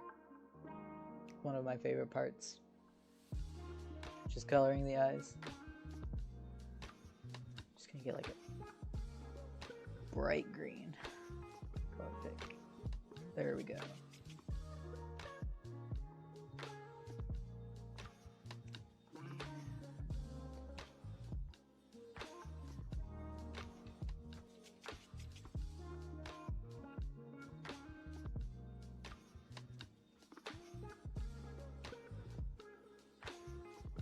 do both eyes because I remembered that I have not really decided how I want his eyes to be, because I kind of changed it up a bit in the second go around with the mods, but I don't know if I'm gonna keep it. We're just gonna start going at it with some fun little layers for the eyes.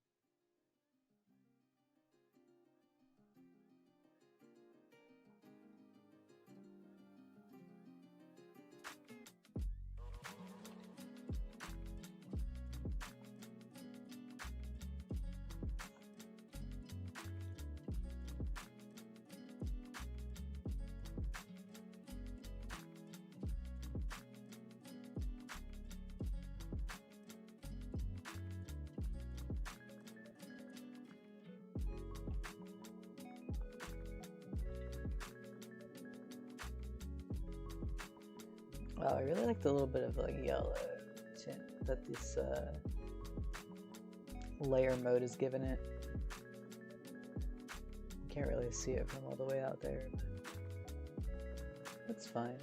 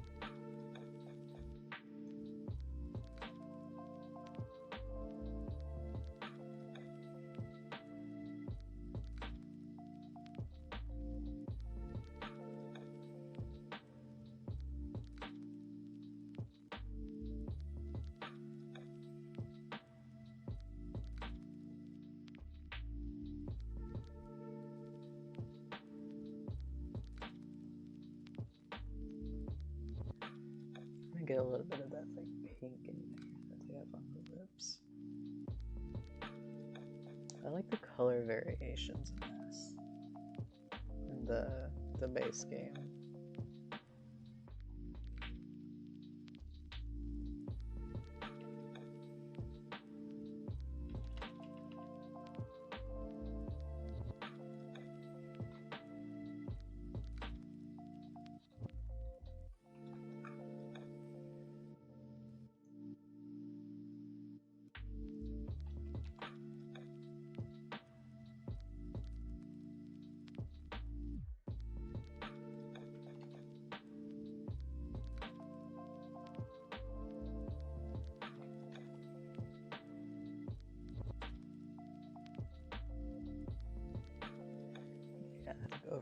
works well for that.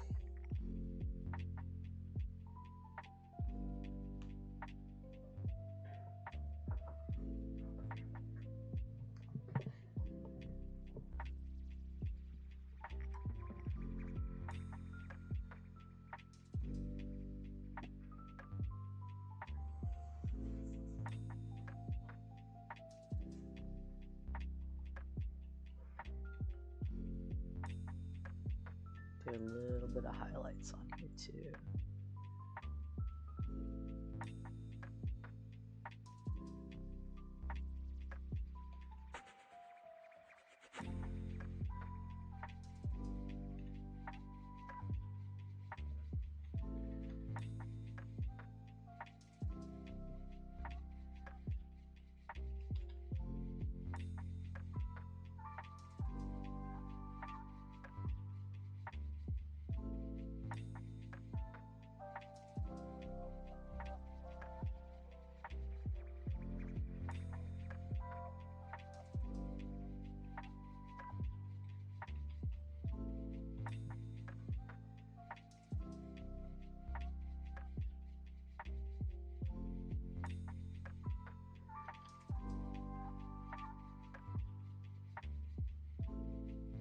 Might even throw a little gradient map on here for good measure.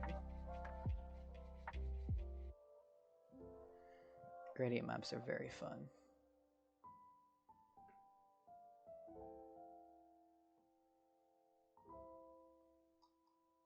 Just grab all these layers, stick them in a folder,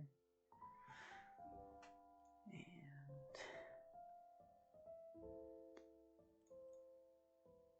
it's a good. There's about to be a whole bunch of weird colors on screen as I click through these. That's fun.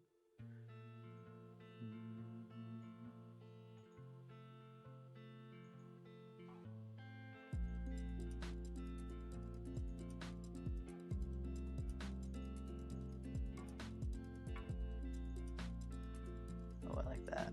Let's see what that does.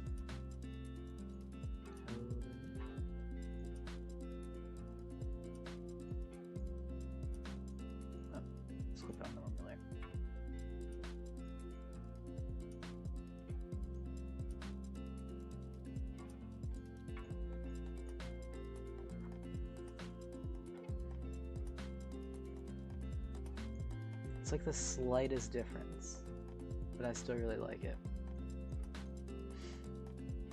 I like that how gradient maps kind of like pull everything together a bit more.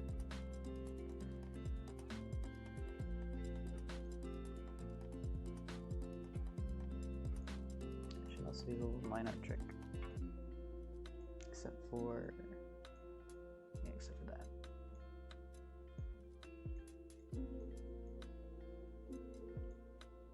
Oh, and the freckles.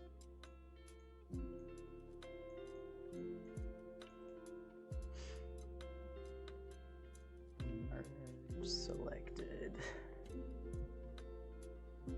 Filter, blur.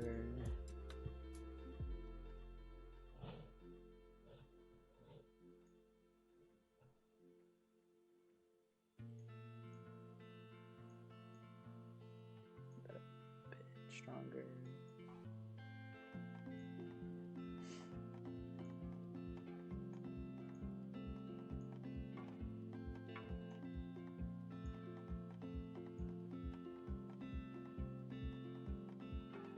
Yeah, there we go.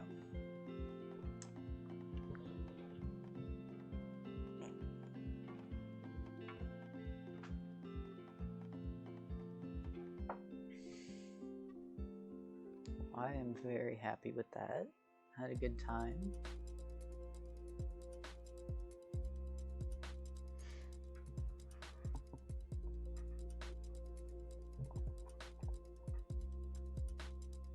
So I think that is where I am gonna call it today. Been on for about 3 hours. So thank you everyone for coming in. Thank you for watching and hanging out. I really appreciate it. I hope you all had a nice chill time. And I don't really have any sort of schedule right now, but hopefully I will see you all again soon.